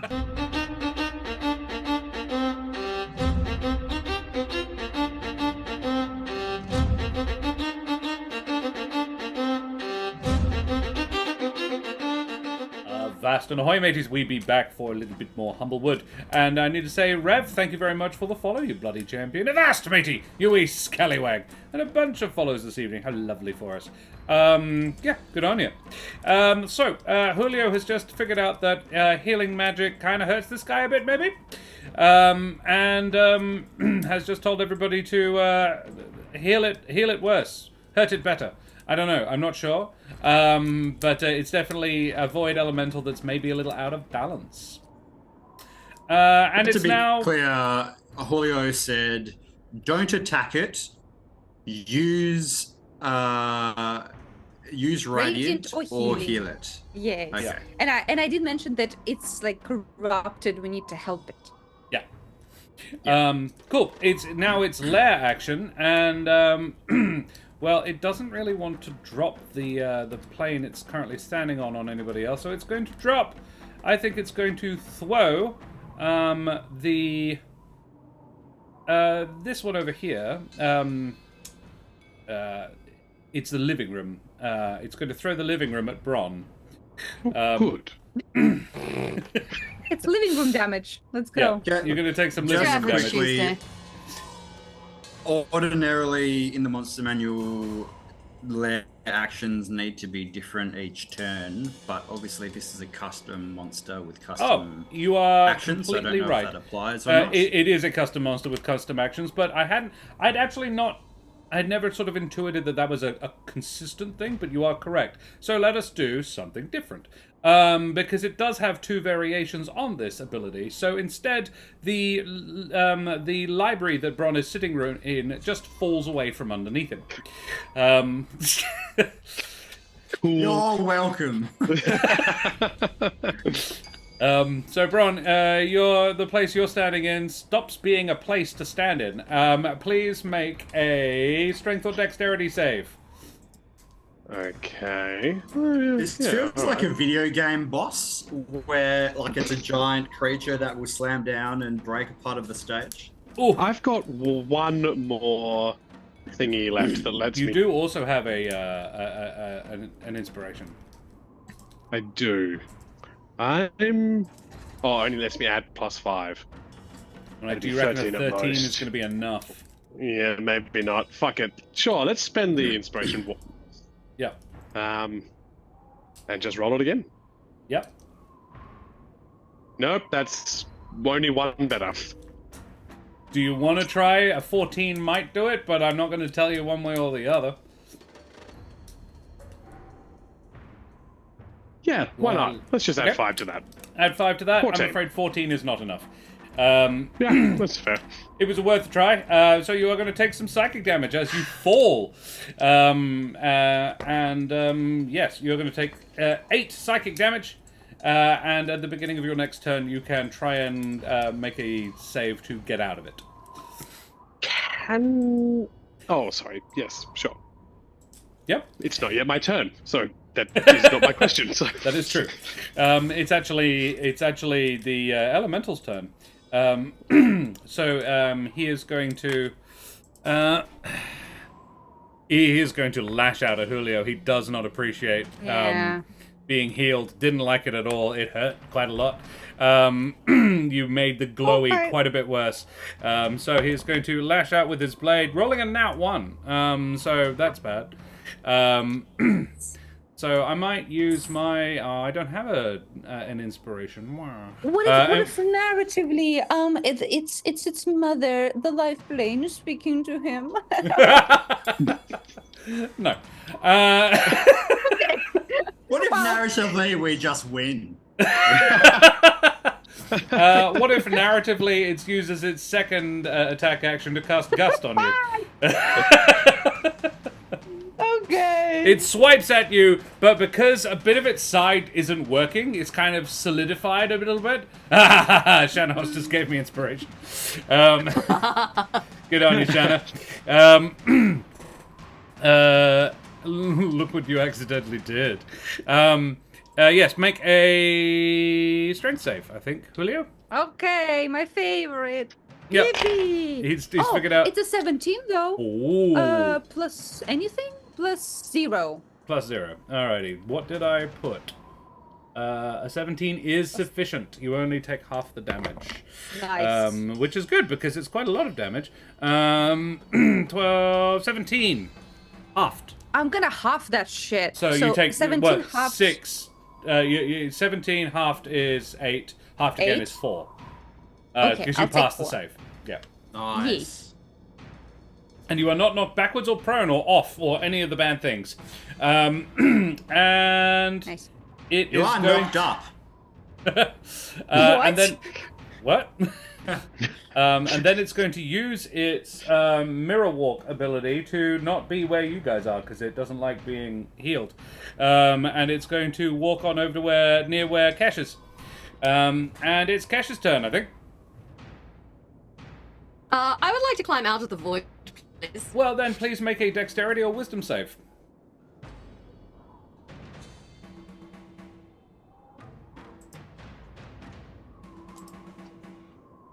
Come on, dexterity. 15? Do you want to say 15, or do you want to use your inspiration to maybe get something higher? 6 isn't a lot. 15 might be enough, but 14 wasn't enough for Bron.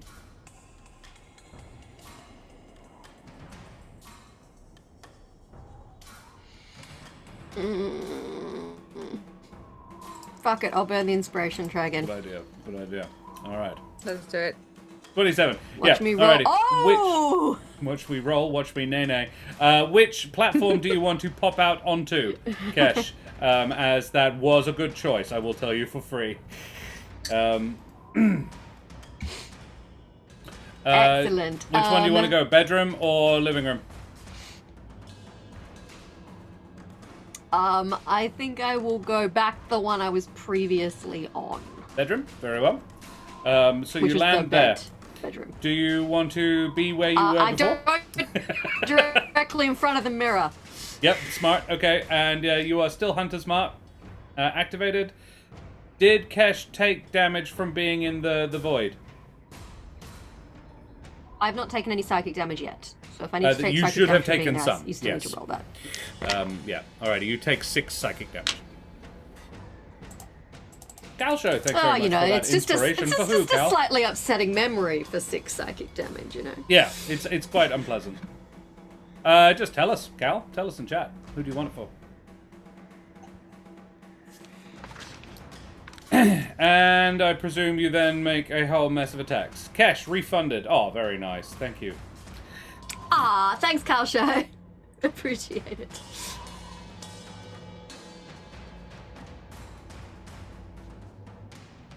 What are you gonna do, Karen? Oh, I thought I had to use my whole action to get out of... No. It's your movement. I call it okay, cool. half your move. The trouble is, I can't really Eric had heal to use his all- teleport to get out. That's why it used his whole time. Alright. I can't really heal or do radiant damage, and Julio's just told me not to hurt it. Well, fire is light.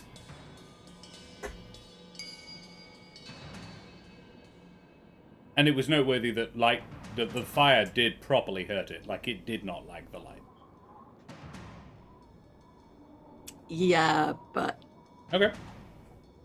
I feel like You do have healing. You do have cure wounds, I believe, or like you're a ranger. You have healing magic.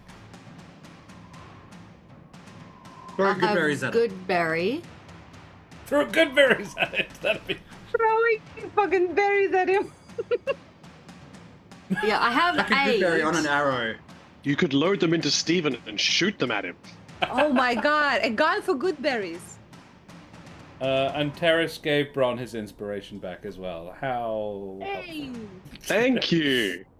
Look, I don't have a better idea, so sure, I will conjure some good berries Very and well. fling them. Just yeet a handful of berries. Okay. If it dies from One bludgeoning damage damage of a each. berry, that's gonna be so good. Cool. How many berries do you make? It's 10 per spell level. Oh, 10 per spell level. Just a first level, or you're gonna make butt tons? I'm gonna cast it at second level. Okay, so 20 berries. Yeah. I am going to the maximum number of berries thrown from a handful that can hit him is 10. However, if somebody in chat rolls an exclamation mark roll space the number 20 and gets above 10, gets like it is the number, but it can only be a maximum of 10. Look how nice we are. We heal him. We give him food, delicious food. We're so nice. Yeah, Oh, get ready. I'm gonna obliterate this fucker. 7 No. with Oh my healing. It's God, lucky I have Eric. Natalie fucking turns. 7 is pretty I decent, just- Terrace. That's Yes. so 7 healing. As Kesh creates a handful of a big handful of good berries, like a solid double handful of good berries, and just yeets them across a 25-foot gap at this shadow. Fine! And there's a and they sort of burst on it, and little splotches of the same white, light green glow through from where these berries hit, as they sort of plop and sizzle and burn away and reveal light green underneath. Quad redeemed an inspiration for the next person who uses one, so consider it a freebie floating around out there. Cash, that was very cool. Hilarious. Wish I could take credit for the idea. I just Very rolled with it. silly. Yeah, cool. Alrighty. I'm not giving you the Hunter's Mark damage because technically it wasn't an attack. But next is Eric's turn.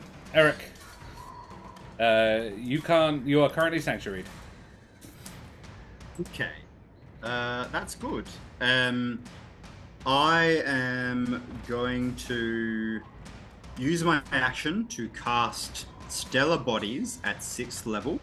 Shit! And 4 little lights start floating around my head. Mm-hmm. I want to get on the same platform as this fella. Oh, I want to fact check some things. Does Julio's theory make sense to me in terms of it being corrupted and only healing it or doing radiant damage, or do I feel like regular attacks would be able to kill it into non-corruption as well? Regular attacks would definitely be able to kill it. Make it non-corrupted? No. The healing is to balance it out is the goal. Still a doubter. Still a but, doubter to this day. Make an Arcana check about the whole out of balance thing. Yeah. Because I'm still not even convinced that I care about it being in balance. That's true. Because Void is not great. No. You think this thing, unlike the nodes that you've encountered that were out of balance, this thing is capable of thought. So, choices may have been made. Mm-hmm. That's all you get with the 13, I'm afraid. Yeah. Cool. I don't think it's necessarily true that this was an innocent thing corrupted, but we can discuss the ramifications of that later, I suppose. So I cast Stellar Bodies. Stellar Bodies, and can I glide over to its platform? Did you say it was 5 feet of movement. 5 for every feet of movement 30? travels you 30 feet jump. Yes. I would say so Well, with a bit of glide. To the central platform, right? You could definitely get to the central platform. Yeah. Yeah. Yeah, great. So I get to the central platform, and then I get here. Yep. I don't want to get right up in its face, but I do have these shining lights around me. Yep. In fact, I might move a little bit so it's harder for it to knock me off. Smart. I will also yell out, try not to stay on the same platform as each other. Yes, give it loads of options. Yeah. Finally, that's my turn. Hope, I use my bonus action to tell Hope to do a thing. Hope was back where I was on the edge of that left platform. Yep. So, I think, does 30 feet get her to Bron? Oh, where you were. 1, 2, 3, 4, 5, 6. Just. Cool. I will tell Hope that her role in this is to get people back up onto platforms. Yeah. And so she will fly over to Bron, and if he is willing, teleport him 15 feet towards the nearest platform. Yep. Love it. In a burst of fire. Wow. So, Bron, the nearest platform is technically the one Julio's on. So that would be the one that it would take him to. Would 15 feet get him to the platform? No, there isn't a platform within 15 feet of where he was. It was a 20 foot. Yeah. Is it only a 15-foot teleport? Yeah. Yeah. In which case, well, it's closer, so I'm okay with that. Yeah, I would say, given the whole floating mechanic, it would work. It basically what happens is Bron, a little phoenix flies over to you, puts its claws on your shoulder, and you blamp off in it's actually flumph in a blaze of fire. We determine the difference. A flumph is teleportation while you're on the same plane. A blamf is interpalanar teleportation. Of course. That's the mechanical difference. And you flumph. You don't just go 15 feet laterally. You also go about 15 feet diagonally up as well. So you're able to fall and land gently on the very edge of the platform. The trick is the platforms do not have solid, like, this is where the platform ends. It's kind of murky. Mm-hmm. And so this one, it feels spongy where you're standing, but you are standing. The elemental is going to use its legendary action, given that it's standing next to a mirror, and so is Julio, to do his shove ability again. Julio, make me a strength save, please. Okay. Yeah, that's a 2.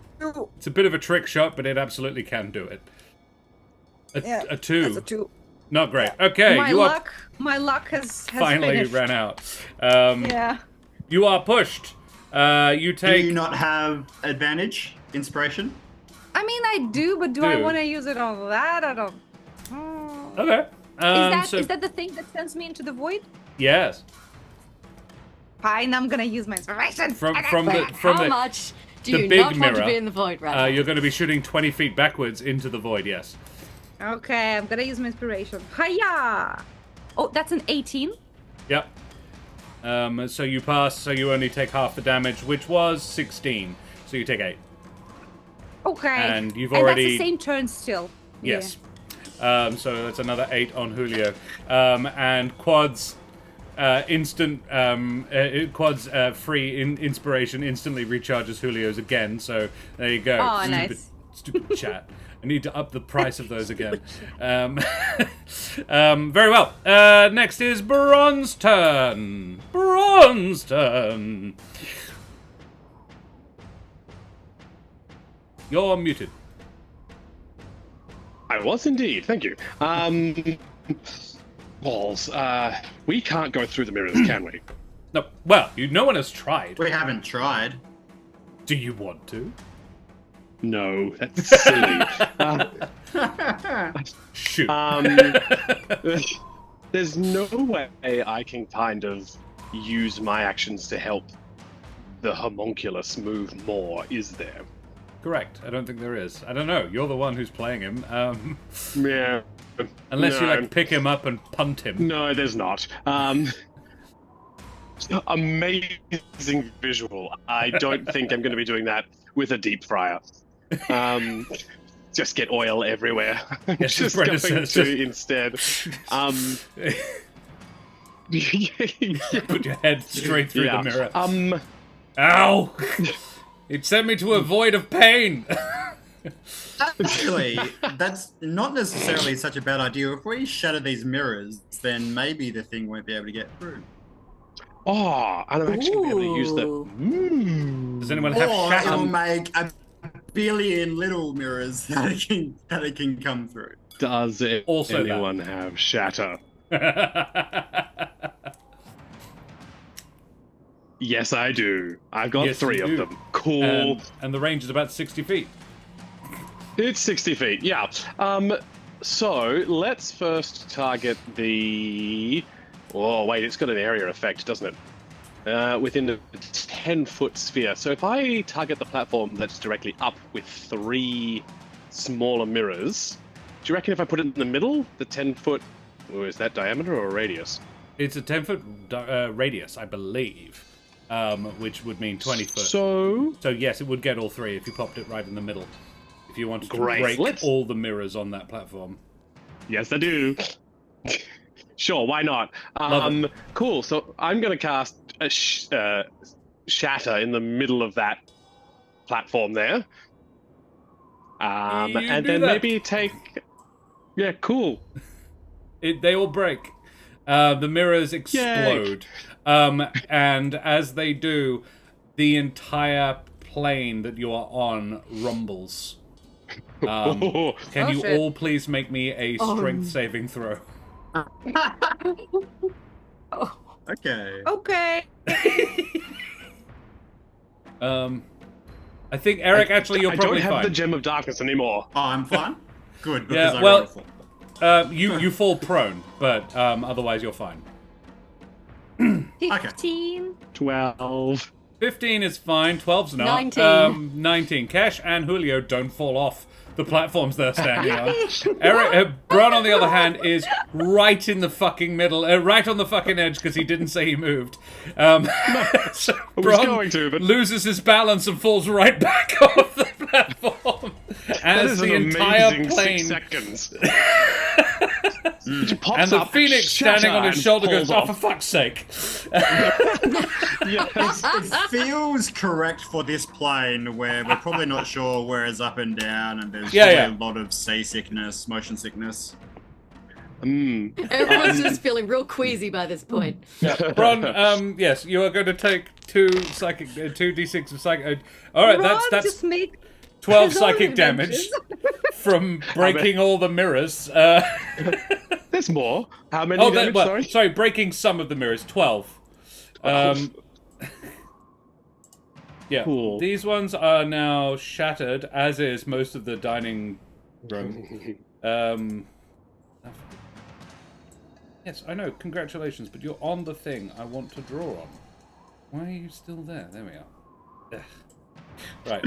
Yeah, those mirrors are now gone. And when I say gone, they're more like everywhere. And each one of them now possesses a sort of, like an orbit. Like Saturn's rings of little tiny shards of mirror. Have we just created a debris cloud of potential danger? Oh, absolutely. Excellent. I mean, no one standing has. That's true. When you look around, nobody that you can see has caused this. Yeah. Came out of fucking nowhere. Unless you look slightly down. Yeah. So in that Julio. case, Oh, sorry. Carry on. Stephen is not going to shoot the mirror that it is right in front of. Why not? Worked so well last time. Changed his mind, I think. Going to instead move 10, 15, 20. Yeah, onto the middle platform. Very well. Turquoise Vixen, thank you very much for the follow, you bloody champion. Avast, matey! You wee scallywag. Hope you're enjoying the chaos. I have missed playing with these charming rogues. They're just silly solutions to... like, potential solutions to problems I'm really enjoying. Alrighty, Julio, it is your turn. Okay. Okay. So how does it look right now? Kind of leopard print. Unless you're talking about how injured it is, in which case, quite. But it's hard to. It's really hard to tell. Okay. Okay. Okay. So I want to seal the deal. I want to try this. I'm gonna cast. This is okay. I'm gonna cast So Wither stupid. and Bloom, Okay. but I'm gonna do it the other In way reverse. around. He Who gets healed. I get necrotic damage. What's the I range wish on to Wither and Bloom? build a magical channel. I think they both need to 60 be in feet. the same area, don't they? 60 feet. Yeah. Okay, I can get closer. You can it's go. fine. You I can get go up, and get stand over next there to. with my... Yeah. You can go and stand next to. Yeah. You can Yeah, go yeah. and be near Eric. Yeah. Yeah. So what I want to do is I want to create this magical channel between us and basically use my own health, my own healing pool Yep. to balance the magic energy between us. So I'm going to cast Wither and Bloom on myself. I'm going to fail the Constitution saving throw because I want to. Uh-huh. And I'm going to do the magic. So, what level spell is this? Second level spell? Second level spell. Okay. All right. Do that damage to you, and then heal it for that amount. Is that the way it works? Yes, yes, And that it is has correct. to pass a save No. No, it does. Is not passing anything. because you're healing it. You're reversing it, but I still think it has to pass a save, given that this isn't really how this spell is supposed to work. Sure. I mean, yeah, I am doing some crazy shit. So however you want to treat it is completely fine. It's just like as the spell says, the thing that gets like damage gets the save, but it's up to you. I'm all right. Do the damage. Roll the damage. Okay. I'm gonna do the damage. Yeah. Ooh, okay. That's 5 plus 6, that's 11. 11 points of healing on him. 11 necrotic to me. Yeah. 11 healing to him, and one creature of your choice in that place can use a hit die. It chooses not to. No, I want to do it. I want to do okay. it. So basically what I want to do is use this magical like energy to like balance things. So you you're know? trying to heal it with your own hit dice as well. I don't know if that would be allowed. I would No. either heal myself or it. You Then I heal- would heal you heal myself you. with it. Yeah. Okay, that's fine. I'm gonna roll a d8 for it. So I get damaged for 11. Out of that, I also come back with a measly amount. But okay. You add your con mod to it. Don't forget. Yeah, so that's a 3. So I get damaged for 8. 11, and then you regain your hit points 3. plus. So Okay. that's- You rolled badly. Yeah, did you? I get damaged for Okay. 8. Yeah. Yeah. Very nice. Okay. And it gets And damaged for quite a bit more. Okay. So what I want, I'm not trying to kill it if I am getting close. I'm trying to cleanse it. Yep. That understood. I know that's- what you're trying to do. That's yes. what I'm trying.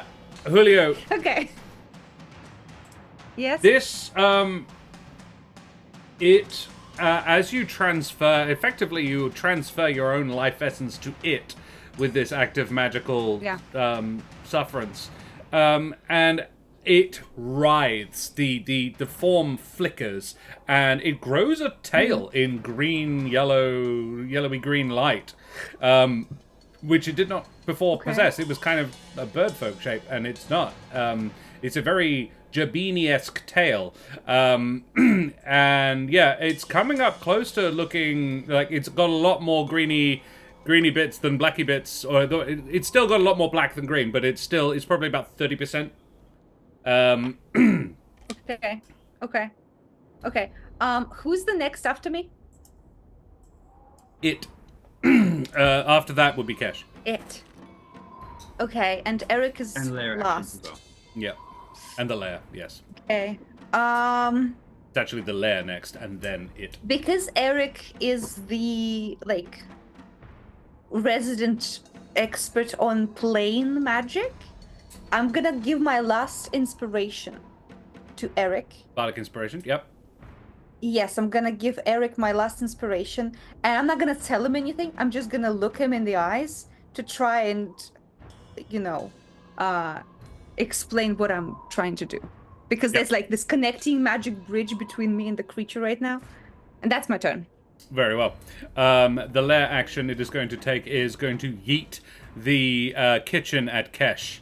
What a sentence. Kesh, please It's a make very me cool ability. a strength or dexterity save to jump to safety. Come on.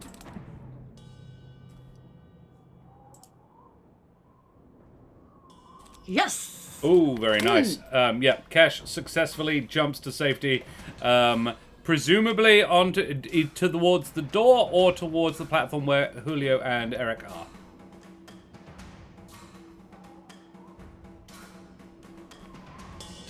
I'm not sure I want to get too close to it right now. Door? Join Steven on the door. Stand I'm with going to Steven. jump over to... Okay. Very well. As Steven's... Wait, sorry. Steven I've is by the confused door. myself. So it's... So I can still jump to the door? That platform is still, like... Yeah, it's still there. It Land-onable? got smushed a bit. Okay. Like a lot of the stuff on it. The door is gone, but the portal through it is still there. Cool. Cool. I will yeet myself at You do that. that. That was the lair action. Then the being is going to take his action. He is going to cast Gust on Julio. Julio, strength save. You know, the same old tune. Second verse, same as the first. it. Every time. Well, you will stand next to him. Yeah, but I'm trying to be nice. Okay, that's a 17 though. Oh my god. 17. Okay. Passes, so you take half the damage. Jesus Christ. Oh, my fucking health though. 22 total damage, halved to 11. Oh, I'm gonna hop it again. Thank you very much. Jesus Christ. And then it is going to use its death blade on you because it can't attack Eric because he's got Sanctuary up fuck. still. Can you give me the damage again? I was opening calculator. It was 5 all up. Okay. After you halved Okay, it. 5. Okay. Jesus. Well, Eric hasn't actually done anything nasty to it either. It's also not stupid, and it can see the stellar bodies floating around him. So, sorry, it is just gonna. Julio, on the other hand, has been really fucking irritating. No, that's fine.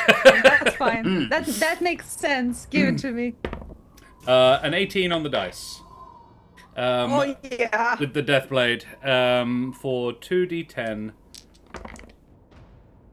Yeah, it's not too bad. Not too bad. That is 14 points of necrotic damage. 14? Please make me a Constitution saving throw. Jesus fucking all of these fucking saving It's a throws. boss. Like. I fucking god. This was my meant God. to be the season end boss. Yeah, all the seasons start, one way or the other. I hadn't written it for last season. 18. 18 is a success. Congratulations. And Nice. then it looks at you after it slices you with the imitation of bronze blade and says, "Parent will be displeased. Enjoy this victory." And it walks through the mirror, and it doesn't come out of a different mirror that you can see. So I can't. I can't do anything. You don't get you don't get opportunity attacks when it walks through mirrors. Damn it! I'm And, so annoyed. Smash the mirror. Why do I feel like someone's about to try and follow it through a mirror? I do want to try and follow it through the mirror. Not gonna lie. Well, Here's Julio, a question. Does the bridge of magic that I built, is it connecting me to the mirror, or did it get snapped? Make a religion check. Oh Jesus. Okay. Religion check. That's a 2. I'm gonna use my inspiration. Okay. Plus 5. 19. 19. Yes, you can still feel that connection. It is going through the mirror, but it feels attenuated, very much so. So it's like touch and go. It's like Yes. unclear. Can I touch the mirror? You can? Is my hand going through? No.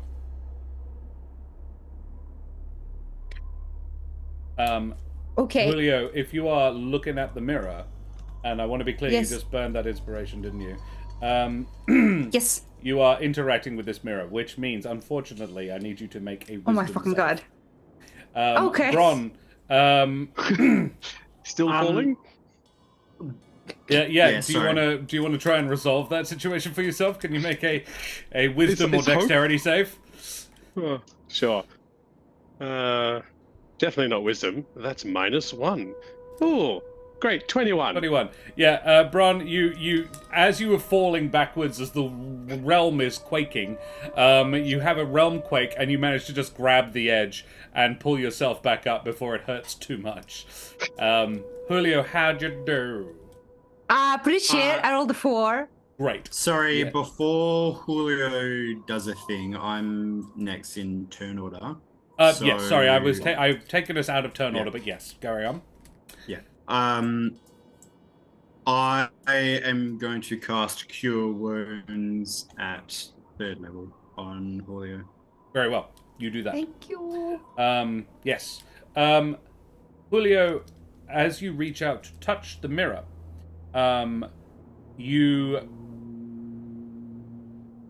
I apologize, you do feel like you're managing to put your hand through the mirror.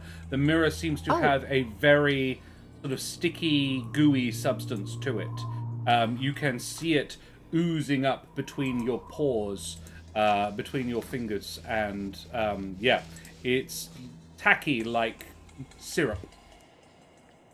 Heal 24. You heal Oh for my 24. god, thank you. Juicy.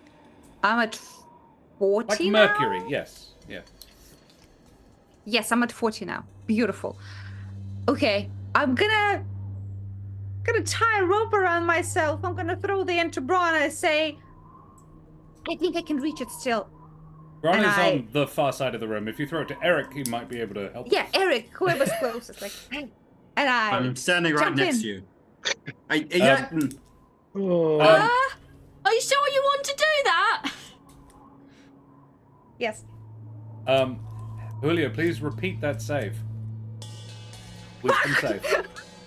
Okay. Eric, he throws you a rope and would appear to be tying it to his belt, one-handed, because his hand has not left the surface of the mirror. Jesus Christ. It appears to be stuck there. However, Eric, I want to be clear, it does not appear as though Julio is being merged or sort of going through the mirror to you. How'd you do, Julio? Nah, dirty 20. 30-20. Alrighty. Yep. You, as you throw you sort of toss the rope to Eric. Your eyes never leaving the mirror's surface. And your hand is still sort of pressed halfway through it. I'm going to turn this to Bron, Kesh, and Eric and see what they want to do for a moment. Arcana check. Yeah, is it still floaty? Oh, How do you Like, mean? can I get to the Oh! other platform where everyone Yep, else is? the world still functions the way it did before. Now that Cool. the guy's not in it, yes. The trembling has stopped. It was one big tremble. It was one big sort of quake rather than a continuous tremble. Yeah. It was a solid plan. It just didn't work. And just to be clear, it looks to us that Julio is not going through the mirror. It does not appear so to Eric. Cash, you make an Arcana check. 17. With what end in mind? What is kind of the magical effect happening at Julio's hand? Best as you can tell, there is not one. You know that all of the mirrors in this place are fucking magic, though. Indeed, you and Julio found, as you were coming through the outer room, that the mirrors are very sort of hypnotic, difficult to look away from, and Julio seems incapable of looking away from the mirror at this point. Julio, you do feel the connection with the elemental growing stronger. Particularly as, although not necessarily because, Eric pumps health back into you. So, if this connection is still present, can I pursue this link? Make me one more wisdom save, please. Hey, Chad, do you have more of these cool, awesome inspirations? I've been rolling either 18s or 2s. There's no in between. I'm so scared. I have an action that I want to do after Julio resolves this. Very well. Shanna. Oh my god, Shanna, thank you so much. How did you do? I rolled shit. I'm gonna use it. I rolled an 8. I don't think it's gonna be enough. Probably not. Thank you. Thank you. Okay, it's a 17 plus Constitution? Wisdom? Wisdom minus. I don't think one. it's anything. Plus 1. Plus There you go. 1. Oh, yes, Yes. because Jack of all trades. Yep. Okay, yeah. Julio, you managed to blink your eyes. Eric.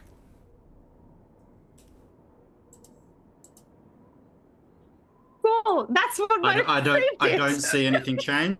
You see him manage to blink his eyes, which is, he had been sort of, his very, like, staring at this, slowly looping the rope around him, holding it out to you with his other hand, while his other hand is just pressed against the glass.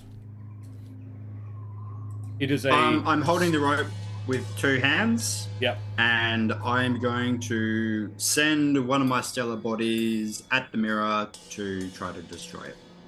You do that, and it breaks immediately. It just shatters.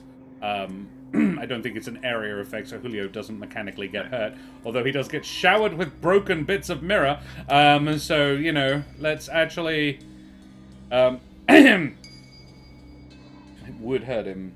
Yes. Yeah, that's fine.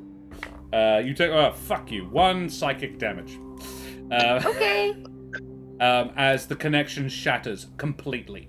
The connection you had between you and the elemental breaks. So, I And you didn't get snap anything out on of my it. turn.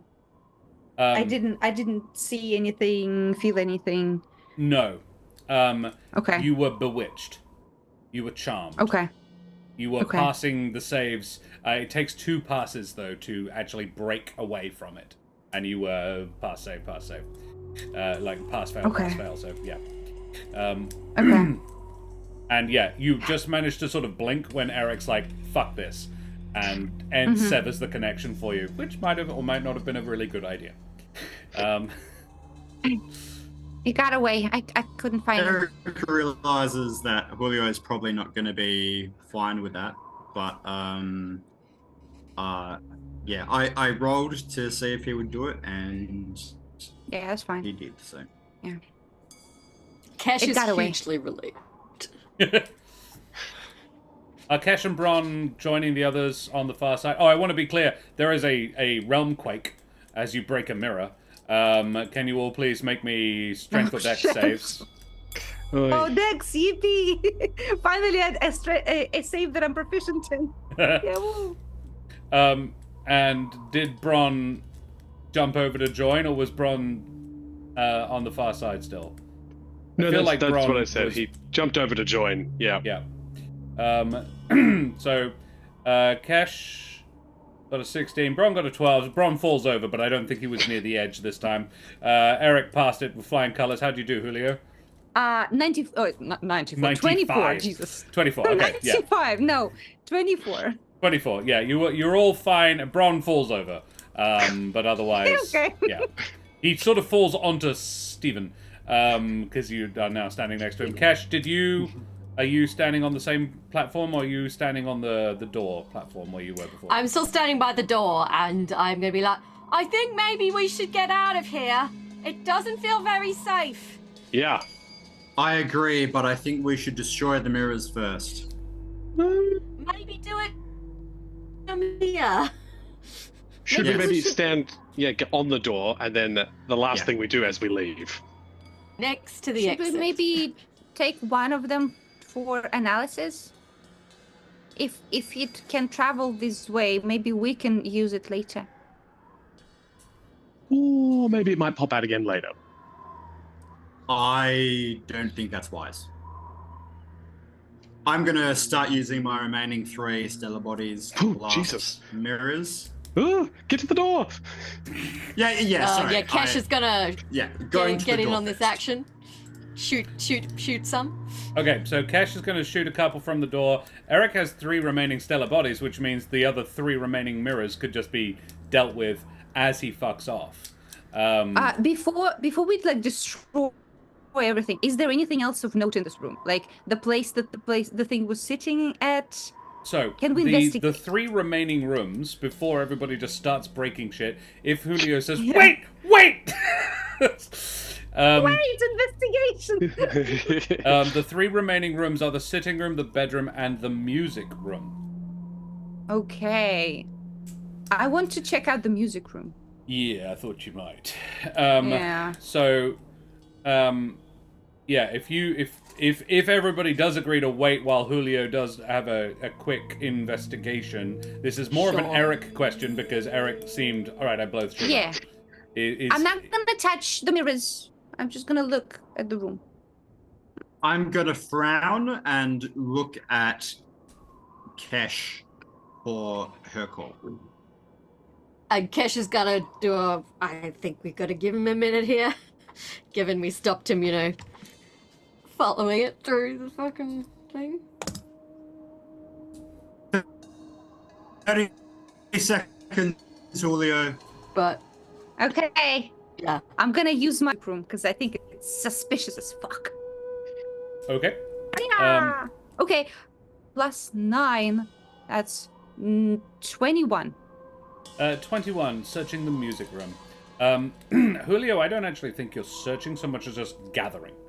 Yes. Just sweeping everything off the table into your bag, then going through the drawers and looking for stuff. There is, as you can see on the map, there is a couple of sort of lutes, violins, that sort of thing, and a drum kit. All of which have the impression of being vaguely magical. If you would want to grab them, one of them, any of them. Otherwise, in one of the drawers, you find probably 2 kilos of listen. Okay. And a pearl on a loop. Mm-hmm. It's like a necklace. It's a single pearl. In a purple velvet bag. The music is all. I will tell you when you go and investigate the actual what you scooped off the desk, what you found. But yeah, that is essentially what you gather. So make a note that you have gathered all that stuff, and you can investigate it later. Okay. 'Cause we are... Quick question. The drugs that were in the cupboard. Did it seem like anyone was hiding them, or they were just like, "Oh, there's a drawer full of drugs"? In here, It's like not no. locked. It's Yeah. not locked. No. Uh-huh. No, I don't actually think anybody else from your plane has ever been in this room before, other than Pavoni. sort of her Okay. house. I think she specifically said nobody comes here. She doesn't have guests. Yeah. It definitely doesn't feel like the sort of place one does entertain. Yeah, for sure. Yeah. Okay, Wonder I'm gonna why. push off into the direction of the door, say, I got some stuff, we'll look at it later. Okay, you can blow shit now. Cool. Eric and Let's blow Cash. shit. Eric and Cash blow the place. Bron and Julio sort of proceed through the portal, and Eric and Cash just sort of shoot out a couple of mirrors, send off a few fireworks, and the whole thing goes. It would seem as soon as the mirrors are destroyed, they are what sort of anchor the platforms up. And so as soon as the 5 remaining mirrors are destroyed, each of the platforms they're attached to just sort of fall away into the void. And you feel each time the rumbles and quakes get worse, but I imagine you've deliberately anchored yourself very firmly to the doorway so that you don't fall off. And you finally retreat back into the sensory melange that is the room that you passed through to get here in the first place. A collection of murals and broken glass mirrors and so forth, tiny, or ranging from half an inch wide to 3 meters across a good swath of the ceiling is just one huge mirror. And Julio and Bron are in there. Cash and Eric arrive. Stephen and Hope sitting on their respective persons' shoulders, at their feet, that sort of thing. So, this mirror? Ooh, Yeah? good question.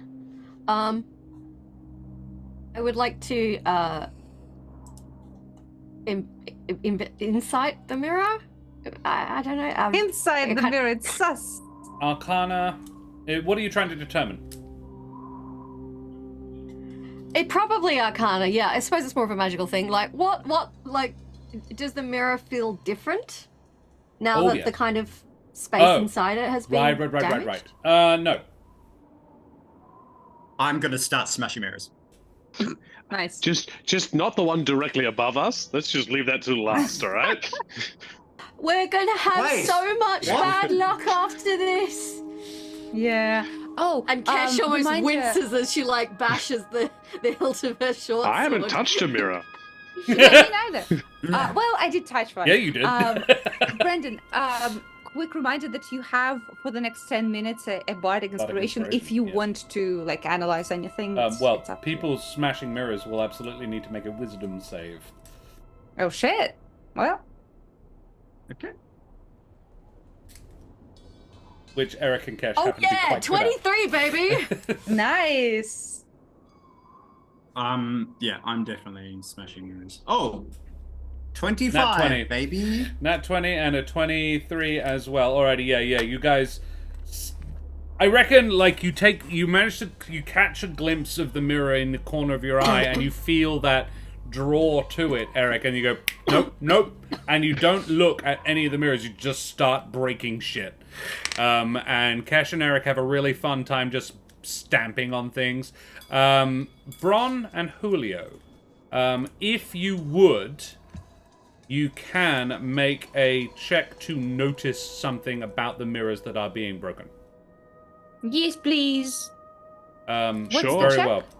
It is a investigation check. Okay. It will come we're with it, and strong I at will that. tell you for free, it will bring with it a wisdom save. Okay. That's Okay? fine. No, that's not super fine. 16 on me. 16 for the on the save or the check? The check. Investigation. An investigation check. You notice that these, as was observed, breaking a mirror generates dozens of mirrors. Okay, yeah. I will say, guys, you're not really destroying the mirrors. There's just more tiny ones. I think they still have the magic Please make me a wisdom save. Fuck. Okay. All right. Okay. Right. I will. All right. Oh, that's 13. And Julio, you feel that every single mirror is looking back at you. This is creepy. Guys, this is creepy. I don't like it. Bron, you have a thing? Oh God, I don't like that laugh. Just for shits and giggles, probably nothing will happen. Just on this information, I'm going to cast mirror image on myself. Okay. Oh, fuck. We're just doing some weird ass shit today. I love it. Look, they're smashing mirrors. They can't stop me. Yeah. He's right. We can't. You can't. Bron, you do that? As an experiment. It's for science. A very interesting experiment. The room is all of a sudden filled, like, oppressively, with bronze. Thousands. Oh my God. All superimposed. Kesh, Eric, you can't move. You can barely breathe. Everybody is just sort of crushed under a weight of bron. Oh no. I think I had a dream like this once. You Maybe it's definitely time to can't go. talk. You're a groin height. I mean, fuck, I had a dream like this once. Can you turn that off? That's a good question. Yeah, you Before can he just cancel turns it off, spells. is there like some sort of interaction between bronze magic and the mirror magic? Can I do an Arcana check to kind of work out what is happening? You can. No, I got a 5. I have no You have idea. This inspiration is so if you far want to beyond burn my. it. I'm not burning it on that. No. Might need it to not die at some point. You have absolutely no fucking clue. This is like, what the fuck is going on? Because I want to be clear, these aren't like wavy, shiny, like see-through outlines of bronze. These are fucking bron. You don't even know which one is him. They all react exactly the same way. They're all, oh, I'm sorry, are they? Could the real Bron please turn stand their up. magic off? We, in a minute.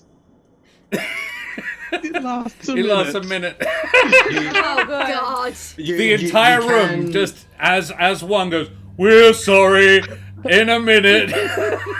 No! I cast Dispel Magic. Nice. Nice. It's good. Oh, my next move would have Eric. been Thunderwave, so that's Jesus. But just guys, as a don't give reminder, him moves. you can just cancel spells. Yeah. Oh, can you? You can cancel concentration spells. I don't know if you can just decide a spell to turn a spell off. Yeah, pretty sure you can. Most you can. Question. Yeah. Yeah. Here's a question, Eric. If you have dispel magic, can you dispel the magic that is on those freaky mirrors? That was going to be my next question, because Dispel Magic, does it do all the magic in the area, or just one, because it's an area effect? One. Ah. One. Okay, you dispel Bronze So- Curiosity. Yeah. For good? Forever. I don't think that's possible. No. I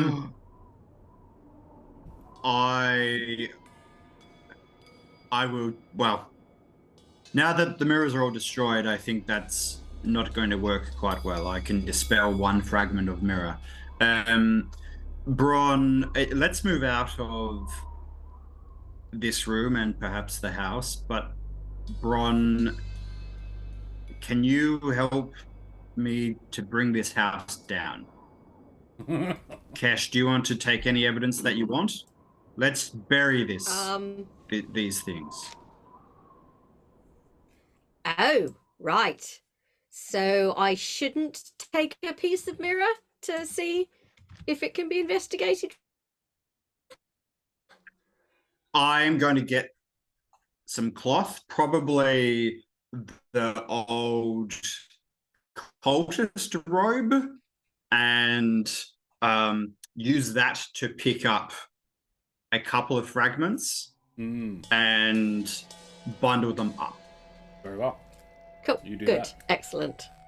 There's some probably more competent people to examine these and tell us what the fuck's going on.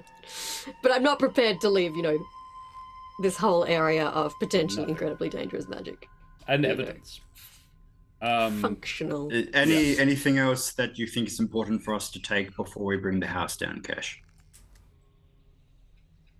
That is a good question. I do not remember what was in the house because that was a while ago. Can I make an investigation or perception check for evidence? Yep, you Yeah. may. Can I do one as well? Described it, you can, absolutely. The way I described the house. Through the door, things get a little weirder. No, not that one. The room within is bare of furniture and about 25 feet square. That is not, however, to say it is uninteresting. It is a riot. The floor is a colourful mosaic of broken pottery and precious stones. The walls feature bizarre scenes painted as murals with enthusiasm, if not skill, and seemingly wherever one would fit, there are mirrors. A single closed door leads from the room, though that door is now a shattered rubble. The portal through it is sort of just floating. It actually kind of feels like, and the area around it where there should be wall is just kind of pink void, sort of feathery tendrils of pink void around this portal. The murals are scenes from Kesh's life. Like, some of them, stuff that is not part of the public record. How the hell did they know all this? Like, for example, there is the bit where there is a scene from where you and the gang were rebalancing that fire-water node, which exactly 8 people know about. Like, If they have... I'm gonna basically... I'm gonna take, note of what kind of the ones that jump out at me as being they shouldn't know about that. another one was the attempted robbery in Winnowing Reach that kind of got you incarcerated and then kind of wound up with you being in the position you are. It's absolutely has led you to be where you are, but you tried to get I don't Trish exactly to help you. tell everyone that story. No. It's open to misinterpretation.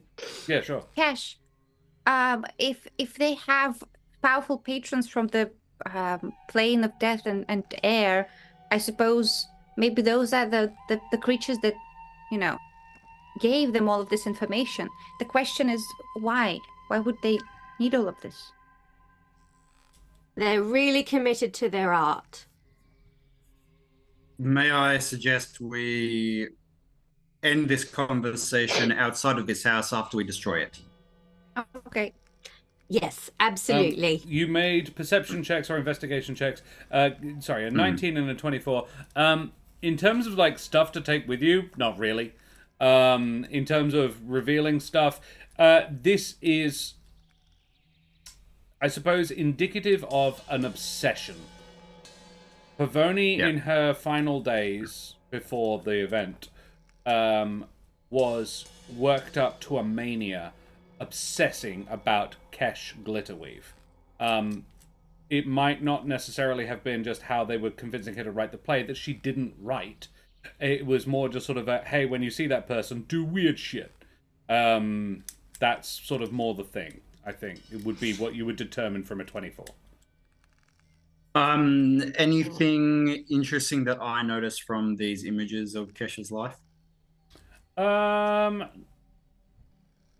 As far as you know, it is all true.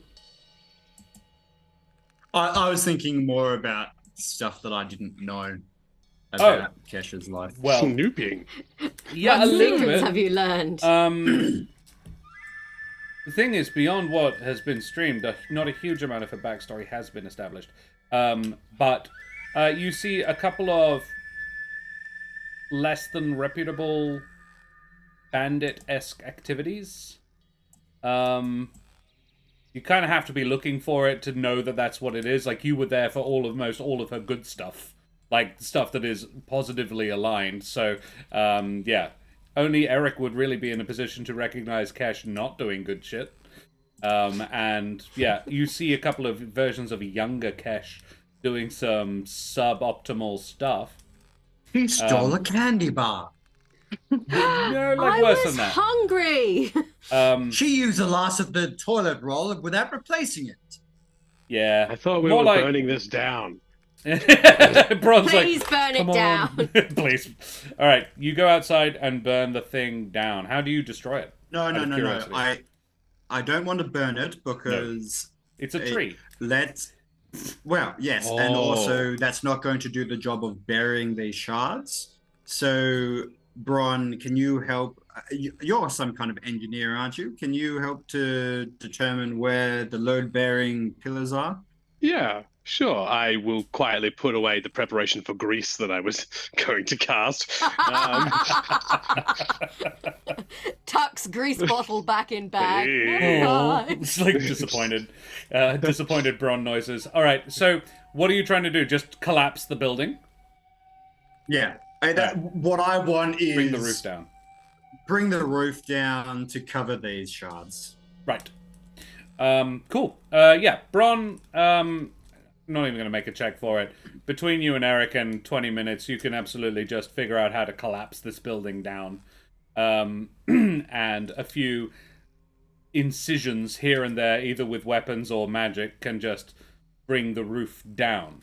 However, as you do it, as you finish your task, the remains of this structure collapse in on themselves, and floating in the air above the rubble is a portal surrounded by feathery pink haze.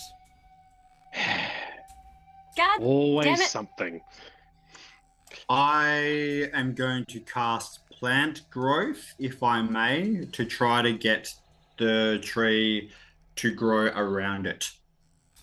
And just encase it. So, encase or like subsume? Are you wanting the tree not touching it? Is the big trick, I suppose. Yes. Yeah. I want it to completely encase it so that Eric, there's before no you do access. that, we have, like, your friends are all about, like, portals and stuff. Can't we just call in a couple of experts that can dispel portals? Whose friends? Which of his friends are experts? I'm going. Good idea. I'm going to attempt to dispel the portal at 5th level. Yeah. Holy shit. Make a Arcana check, I think it is, or whatever it is that you do. Spell thing. Yeah. Spell thing. Let me Good look word, that up. Josh. Yeah. Okay, so the first question is this effect of the portal equivalent to a 5th level spell? No.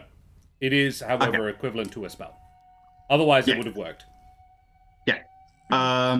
Cool. So I make an ability check using my wisdom. The DC equals 10 plus the spell's level.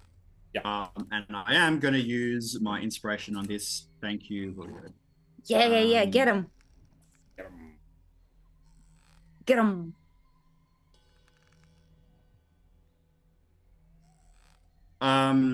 Plus my, well, let me roll twice. Okay. The natural 15 is probably going to do it. I add 5 wisdom on top of that, and then my proficiency, which is like 4. 24 now. So 24. Damn. 24 is sufficient. I'm not going to tell you what you needed, but it was more than 15. Cool. Yes, the 8 wouldn't have done it, let's put it that way. But yes, you successfully dispel this door, and it disappears. Wow. Nice. Yeah. Well done. I was going to say, yeah, maybe encasing it would allow the tree to grow through it at some point. So yeah, much better to just disappear it. Yes, I would say actually, Eric, as you went to do that, it occurred to you, no, I don't think actually that is the best idea. As you do that, as it implodes, it very much does that. Sort of, it turns inside out. The entirety of the plane sort of folds through it and wraps around itself to nothing. As you I hate that visual. Yeah. Yeah. That was a weird How house. do I feel about using plant growth to make a tree grow over the rubble to make them shards and mirrors impossible to get? If you are just making this decision in your head without asking your friend's advice, it'll be a straight nature check. Okay. Nature or Arcana? Either would work. Okay. I'll do nature. 20. The Alderheart is kind of becoming its own elemental. The best thing to fight elementals is elementals. So elemental magic opposed with Alderheart magic. The Alderheart is huge. A tiny pinprick of air, death, whatever it is. Probably be fine. Might not be the best for this particular branch, but it's not going to kill anything. The branch isn't going to wither and die. It'll probably just be pretty rough, nasty bark. I mean, I feel like I'm promoting the growth of the branch anyway, so if anything, sort of balances. that new growth is what's going to die. Well, that new growth is going to come up a bit wacky, but otherwise, yes. Yeah. It'll work. Yeah. I will do that. I will cast plant growth and how that works, maybe like a new layer of bark to go over it. And that's basically what happens. The bark forms over. The bark has an unusual spongy texture to it, as if it has been quite aerated, like a pillow. But otherwise it works just fine. It seems healthy. Yeah. It's just different. Akin to, and this has actually been mentioned on the stream in the last week or so, paper bark. It's sort of that light, feathery texture. It's an Australian kind of wood, so I doubt Dario would be aware of it. But yeah, it's paper bark trees have the bark is very much like sheets of paper. They're very pretty things. Many undiagnosed ADHD child has stood there peeling bits of paper bark, which you shouldn't really do. It's not very good for the tree. It does look cool, yeah. Like cork. Yeah. They're very pretty. Thanks for the raid, Jack, you bloody champion. Good on you, matey. How are you? They'll come in. Yes, I am sure those in chat are fully aware of the joy and wonder that is the Jack of the Square of the Peg. But for those who don't, check them out there. I will actually be over on Jack's channel hopefully next Wednesday to play the Alien RPG. Which is rather exciting, and I believe Karen's been invited as well, but she has yet to respond. So yeah, that's quite exciting, very interesting. But yeah, we are I feel so called out regarding paper bark peeling as a child. What, Terrace? Your buddy. Thanks very much for the raid, you bloody champion. Good on you, matey. A little birthday celebration. Yes, well. Alright, splendid. Eric, you have successfully gotten rid of basically all traces of Pavoni's house, except for the couple of bits you now have in your pocket and the pile of notes that Julio has in his bag. And I think we'll leave it there, Jansen Ladyman. We are... so, Bron... it's getting quite late in the day anyway. I imagine you would probably be heading back to your super secret hideout this point of the day anyway. Maybe continue your investigations tomorrow. Bron will be spending tomorrow, however, deeply ensconced. I think Bron, about halfway through the night, goes into a heavy-duty hyperfocus and starts modifying the plate armor that Eric gave him, and is unavailable for the next stream. So the others can continue without him. And Kesh, as your head hits the pillow, and it's kind of fun that Jack arrived just in time for this, you hear Smoothie's voice in your head. Ooh. It says, scrolly. Kesh, put the word out. Trish might be in your neck of the woods. Stay away. She is Strahd's puppet. Be careful. Keep eyes out. What? What a great Cash is response. like, all the bugs, get off! We've got shit to do. Wake up, All bugs! right. All the bugs Let me- have crawled let me on top at of it. her to like settle in for the night, and she's just like, fuck. Yeah. Amazing. Normally you would be able to respond, however it sounds a little attenuated, like it's coming through, it's distorted. You can just make out what it's saying, but it feels very warped. In fact, I tell you what it is, it's sped up. Ooh. Ooh. Intriguing. Yeah, that. And I think we'll leave it there. Nothing fucky Amazing. or interesting happens to Eric and Julio that I've written yet, so that's fine. Probably next session. Boo. Let us do a quick round of favorite moments, everybody. The timelines are syncing. Yes. Yes, they are. So Kesh in Smoothie's world, Kesh saw Smoothie like a week ago. For Kesh, it's been nearly 2 months. No, about 6 weeks. Wild. Because the timelines they are changing.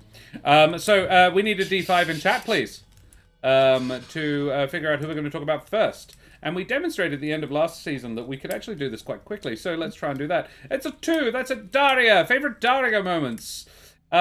Straight in there with healing damage. I love that idea. Very clever. It did work. You were doing double damage. There you go. Yeah.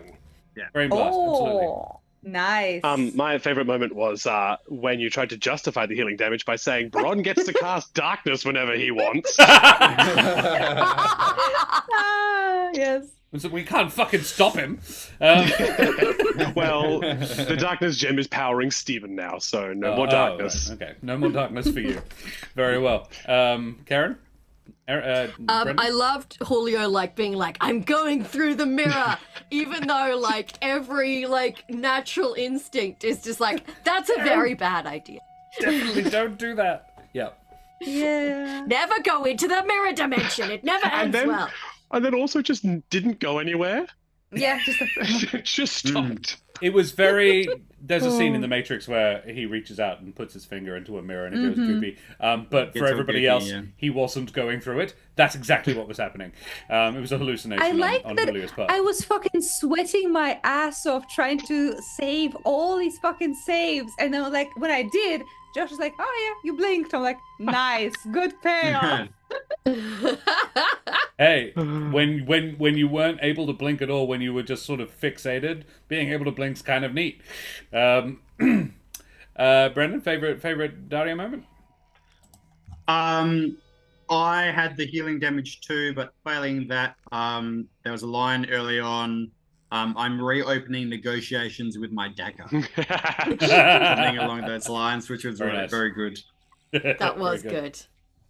And Like, Bishop this Blood, isn't how you negotiate. This is how you negotiate. Bishop Blood says, "Not my head. That's where I keep my toupee." Yeah. Favorite self? Yeah, I think my favorite self was actually being pretty good at negotiating, even though Oh. it didn't matter at all. I really enjoyed it, Yeah. and I enjoyed that I was able to like use the argument of parenting in more ways than the thing expected. That was good. But yeah, I don't know. I enjoyed it. It was very fun. I wonder what would happen if we did take them on the offer, but we probably would never. You played very smart today. Julio played surprisingly smart today. It didn't go the way he wanted, but it was a very smart way to play. Yeah, some very interesting ideas. We need a D4 in chat, please. What I will add to that very quickly was I liked that the rest of us all left Julio to lead that conversation. Well. Mm. Yes, a D4 in chat, please. Not that one. That one's rubbish. We need a different one. There's a 1 been rolled. That's a me. That's a Interesting. How favorite DM moment. I'm not going to try out of it. What am I trying? I'm not going to try. Favorite DM. Yeah. I loved the mechanics of that fight. I think that was very cool. That was very exciting. Yeah. I always liked the like portal shenanigans. Yeah, it was great. Thank you. I really like the way that you weave the world, even just on the small level, like the fact that the bark was aerated. I was like, oh, that's really cool, because it was a portal to the air realm, and like, yeah, those little touches. I'm like, immediately within 5 minutes, I was like, cool, I'm back in Humblewood. Yeah. Like, it just grips you right back in. It's fantastic. I love it. Thank you. Again, you demonstrate your capacity to roll with your players' weird suggestions. Like many DMs could just say, "Oh no, that doesn't work." But the fact that you kind of incorporated them without giving us everything that we wanted and keeping it realistic, I thought was done really well. Thank you. Yeah, I was like, it definitely does something. It's just not necessarily what you want. I think my favorite meme He wants would a room be... full of brawn. I mean, the room full of Brom is fucking fun. And Oh my god. and was probably going to be my favorite John moment. But I was just like, Sorry. that definitely does something. What should it do? But yeah, Bronze, I really enjoyed Bronze mucking around with the mirrors. Yeah, and I think my favorite me moment would be my response to Bron mucking around with the mirrors. Like, I love Bron's playfulness in like, I'm going to experiment. I'm like, you're in the middle of a fight. Don't experiment. But blowing up all the mirrors, I was like, I had not considered what would happen if you guys blew the mirrors up. Hadn't occurred to me to actually think that through. Stupid me. And it actually kind of was a bit silly me, because obviously that was actually something you would try, given that he was using the mirrors to fuck you around. I was like, it's reasonably logical. Yeah, okay, so when you blow up the mirrors, they are an essential part of the world, so the world quakes. So I really liked that evolution of a mechanic I made up on the fly, but it was kind of neat. I enjoyed that. Yeah.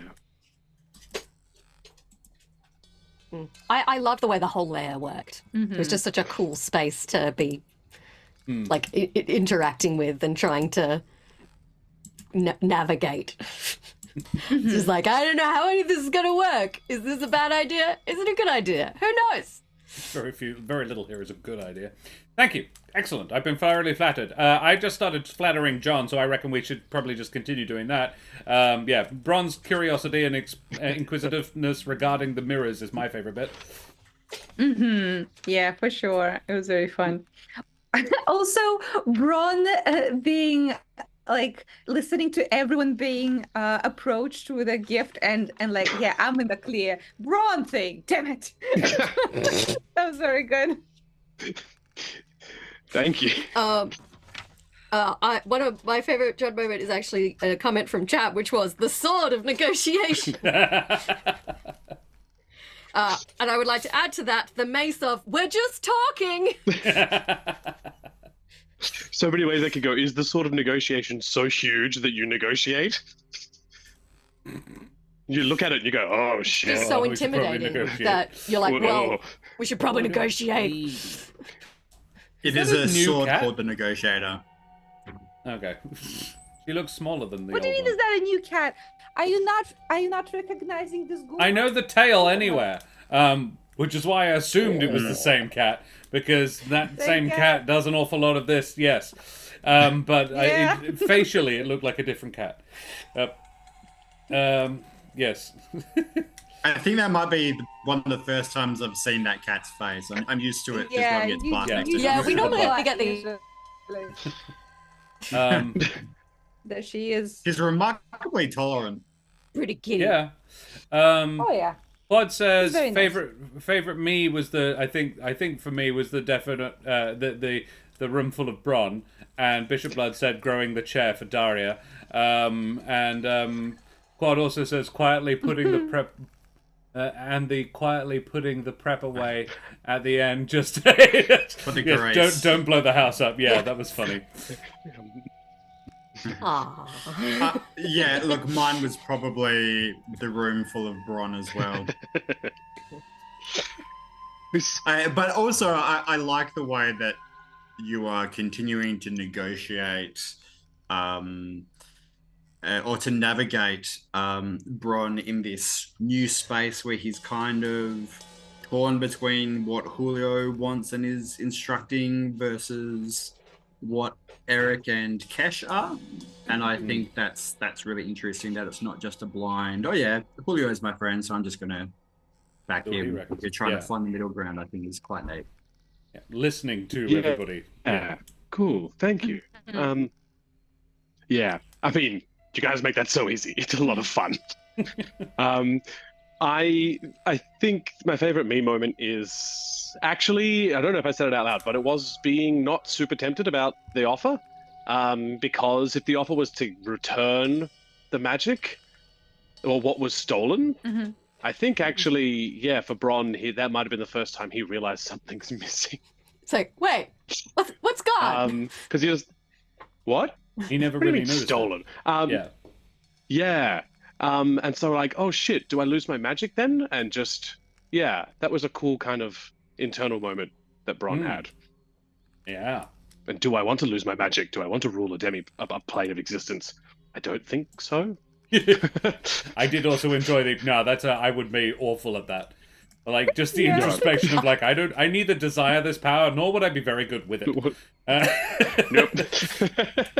A plane full of brawn. The plane of Bron. Excellent. Alrighty. Giving the elemental a tail to Julio as well. That was very good too. And Bishop Blood says for Bron being a sleeper agent. Yeah. Alrighty, we need a D2 to choose between Karen and Brendan. That's a 2. That's Brendan. Favorite Eric moments, everybody. Oh my god. Ooh. Goodberry. Fucking amazing idea, just right off the bat. I love it. Stupid way of doing it. I loved it. Like, we all did stupid things this session, but that was just... It did 14 damage. That's wild. Fantastic, yeah. Sometimes healing is painful, y'all. Yeah. Also, I really enjoyed your use of the, I think it's a Humblewood spell, the celestial bodies. It's really cool. It's from Strixhaven, I think. It's very cool. It's maybe I haven't seen it, Yeah. so you know. It is very cool. I feel like there is a Humblewood version of it. There is something similar. But yeah. Smashing the mirror anyway, says Bishop Blood. I agree with that completely. I loved Eric. Oh. No. It's like, I loved Eric's single-minded determination to pull the house to the ground. It's like, right, we're pulling the house down. It's like, I'm not even going to try and talk him out of this. He has decided. There will be no rest until they're up. That was him cleaning up after himself because Julio made the very wise point of, oh, you've just made more mirrors. So that was Eric, resolving his own mistake. Yeah. I liked, and I often compliment Brendan on this. You're a very canny player, and it's very much a knack to play mechanically cleverly, without actually metagaming. And I always find that you thread that needle very, very nicely in a situation where the environment itself is actively being used against you. You were very canny about the way you negotiated it and controlled the battle space using hope and just locking people down for certain things. It was just smart. You played really smart, as you often do. But yeah, once again, it was just absolutely. Yeah. Brendan is hope like to get out the of the opposite. void. Yeah, Brendan's approach to battle is like the opposite of mine, where I just get blasted 500 times, and every time I'm surprised and like, what? I'm getting blasted again. Close to him again. Oh. Yeah. Favorite self? Yeah, I think apart from the fact that I effectively did nothing the entire combat, um, I I was proud of using hope to not only get myself back up, but also to mitigate that for everyone else as well. Yeah, I there's an was awful lot. so I was just gonna say I was so frustrated because I was like, oh look, I've got these stellar bodies that are gonna obliterate the guy. If he attacks me, he's gonna get obliterated by them.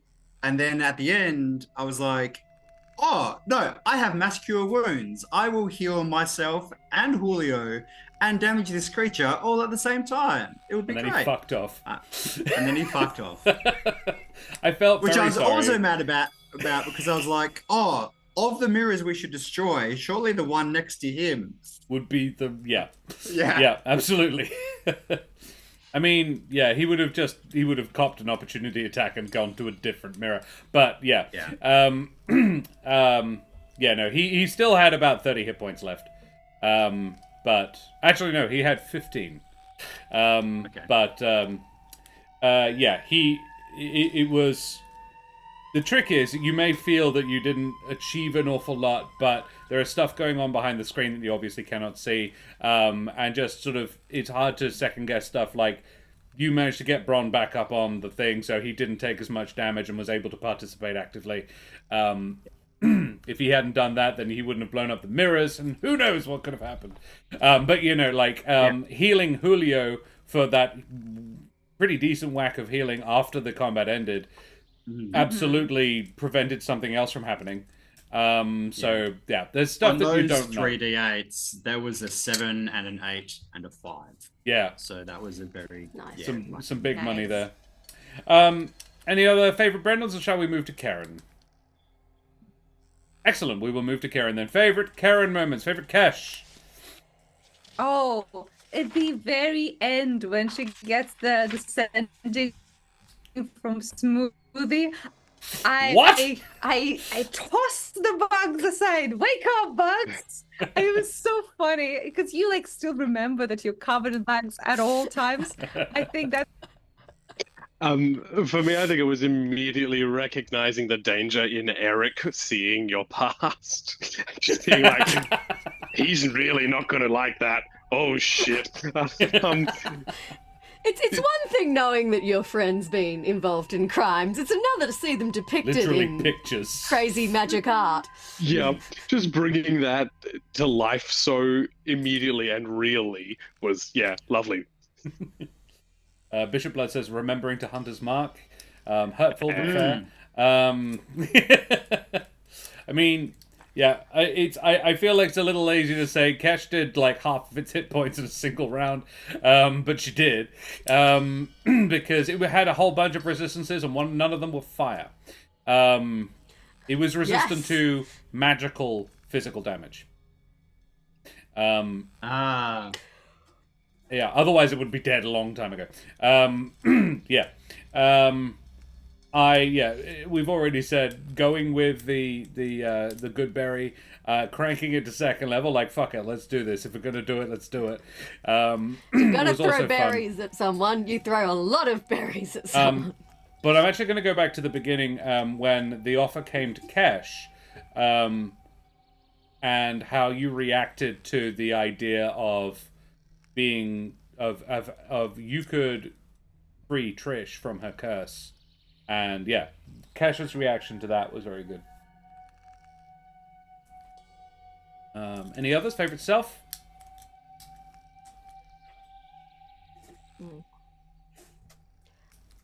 Inside the mirror. I Yes. suppose my favorite moment is always a bit of a moment that's going to happen because she was like,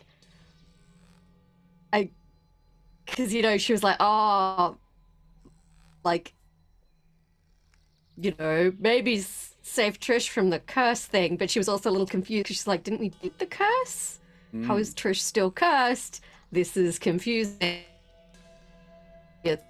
Song. Pop it, Strahd, stay away, she's dangerous. I'm like, what? No. Oh dear. Maybe I should have saved her. Ah! I also actually would like to hats off. Kesh is conflicted. Kesh will be having lots of feels. I'd also like to hats off to the fact that Karen, as Kesh, let Julio take the lead. Like, she is the official representative of Alderheart. Julio has no official title, other than as a member of the Synod, which is not really it doesn't make a policy at all, outside of the church. But yeah, like, no, Julio's over there and has this connection to this being already, by the looks of it. Let him go is, yeah. Relinquishing of an action is absolutely an action. Yeah. Let like him cook. You let him cook, yeah. Yeah.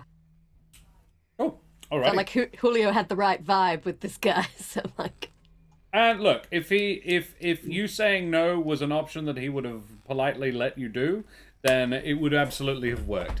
But your choices were say yes or fight. Yeah.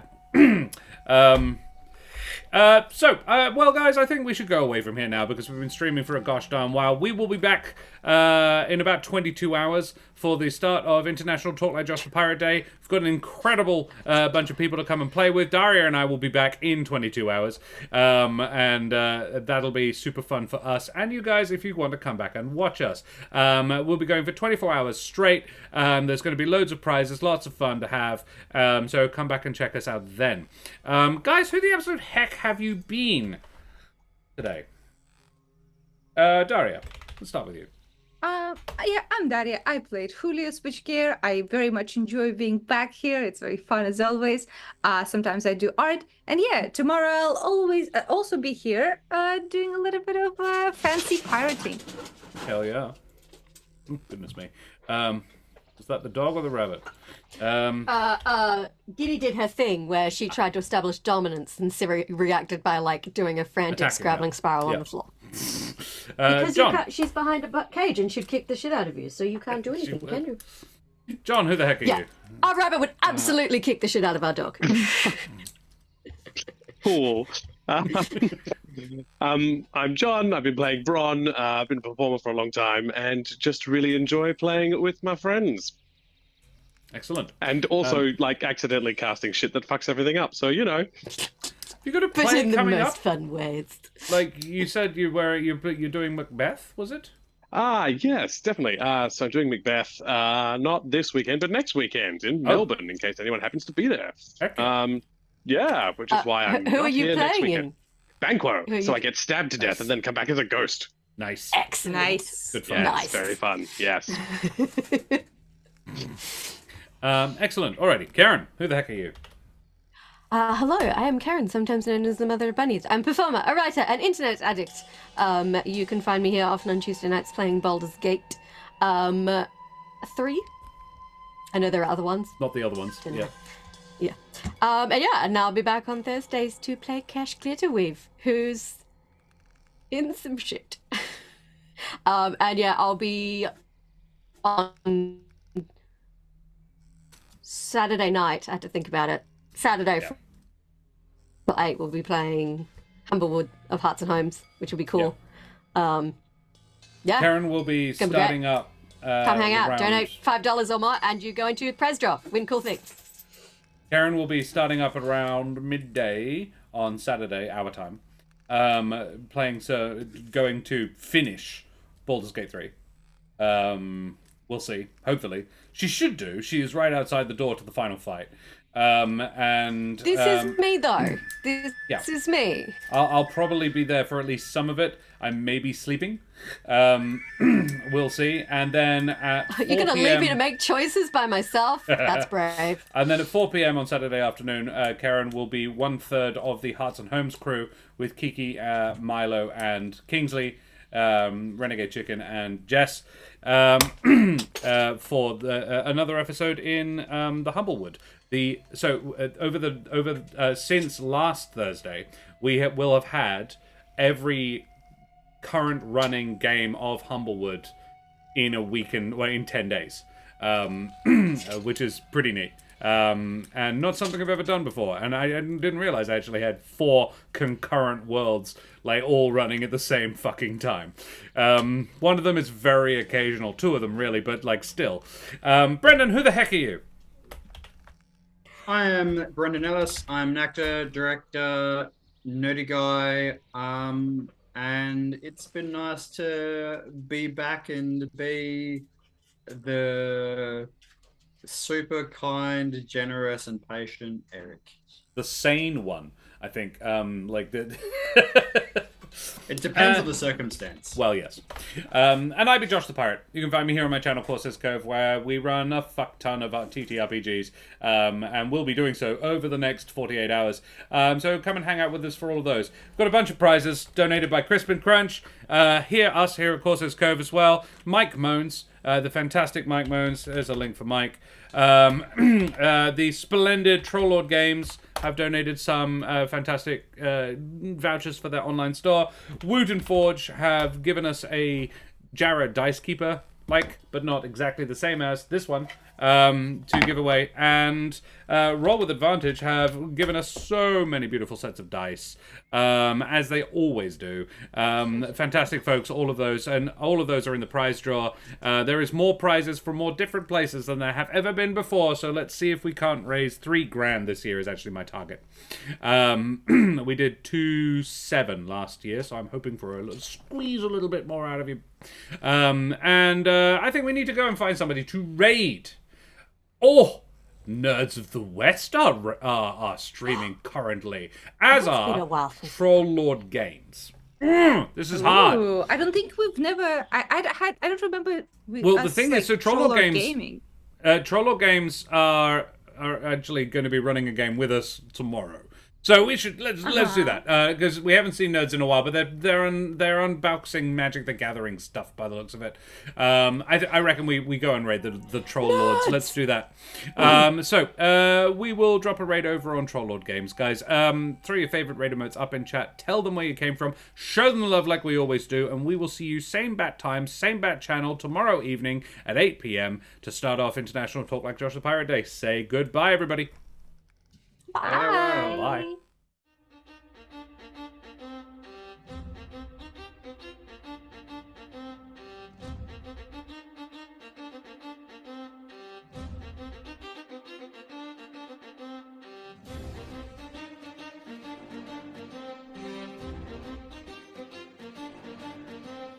Whee!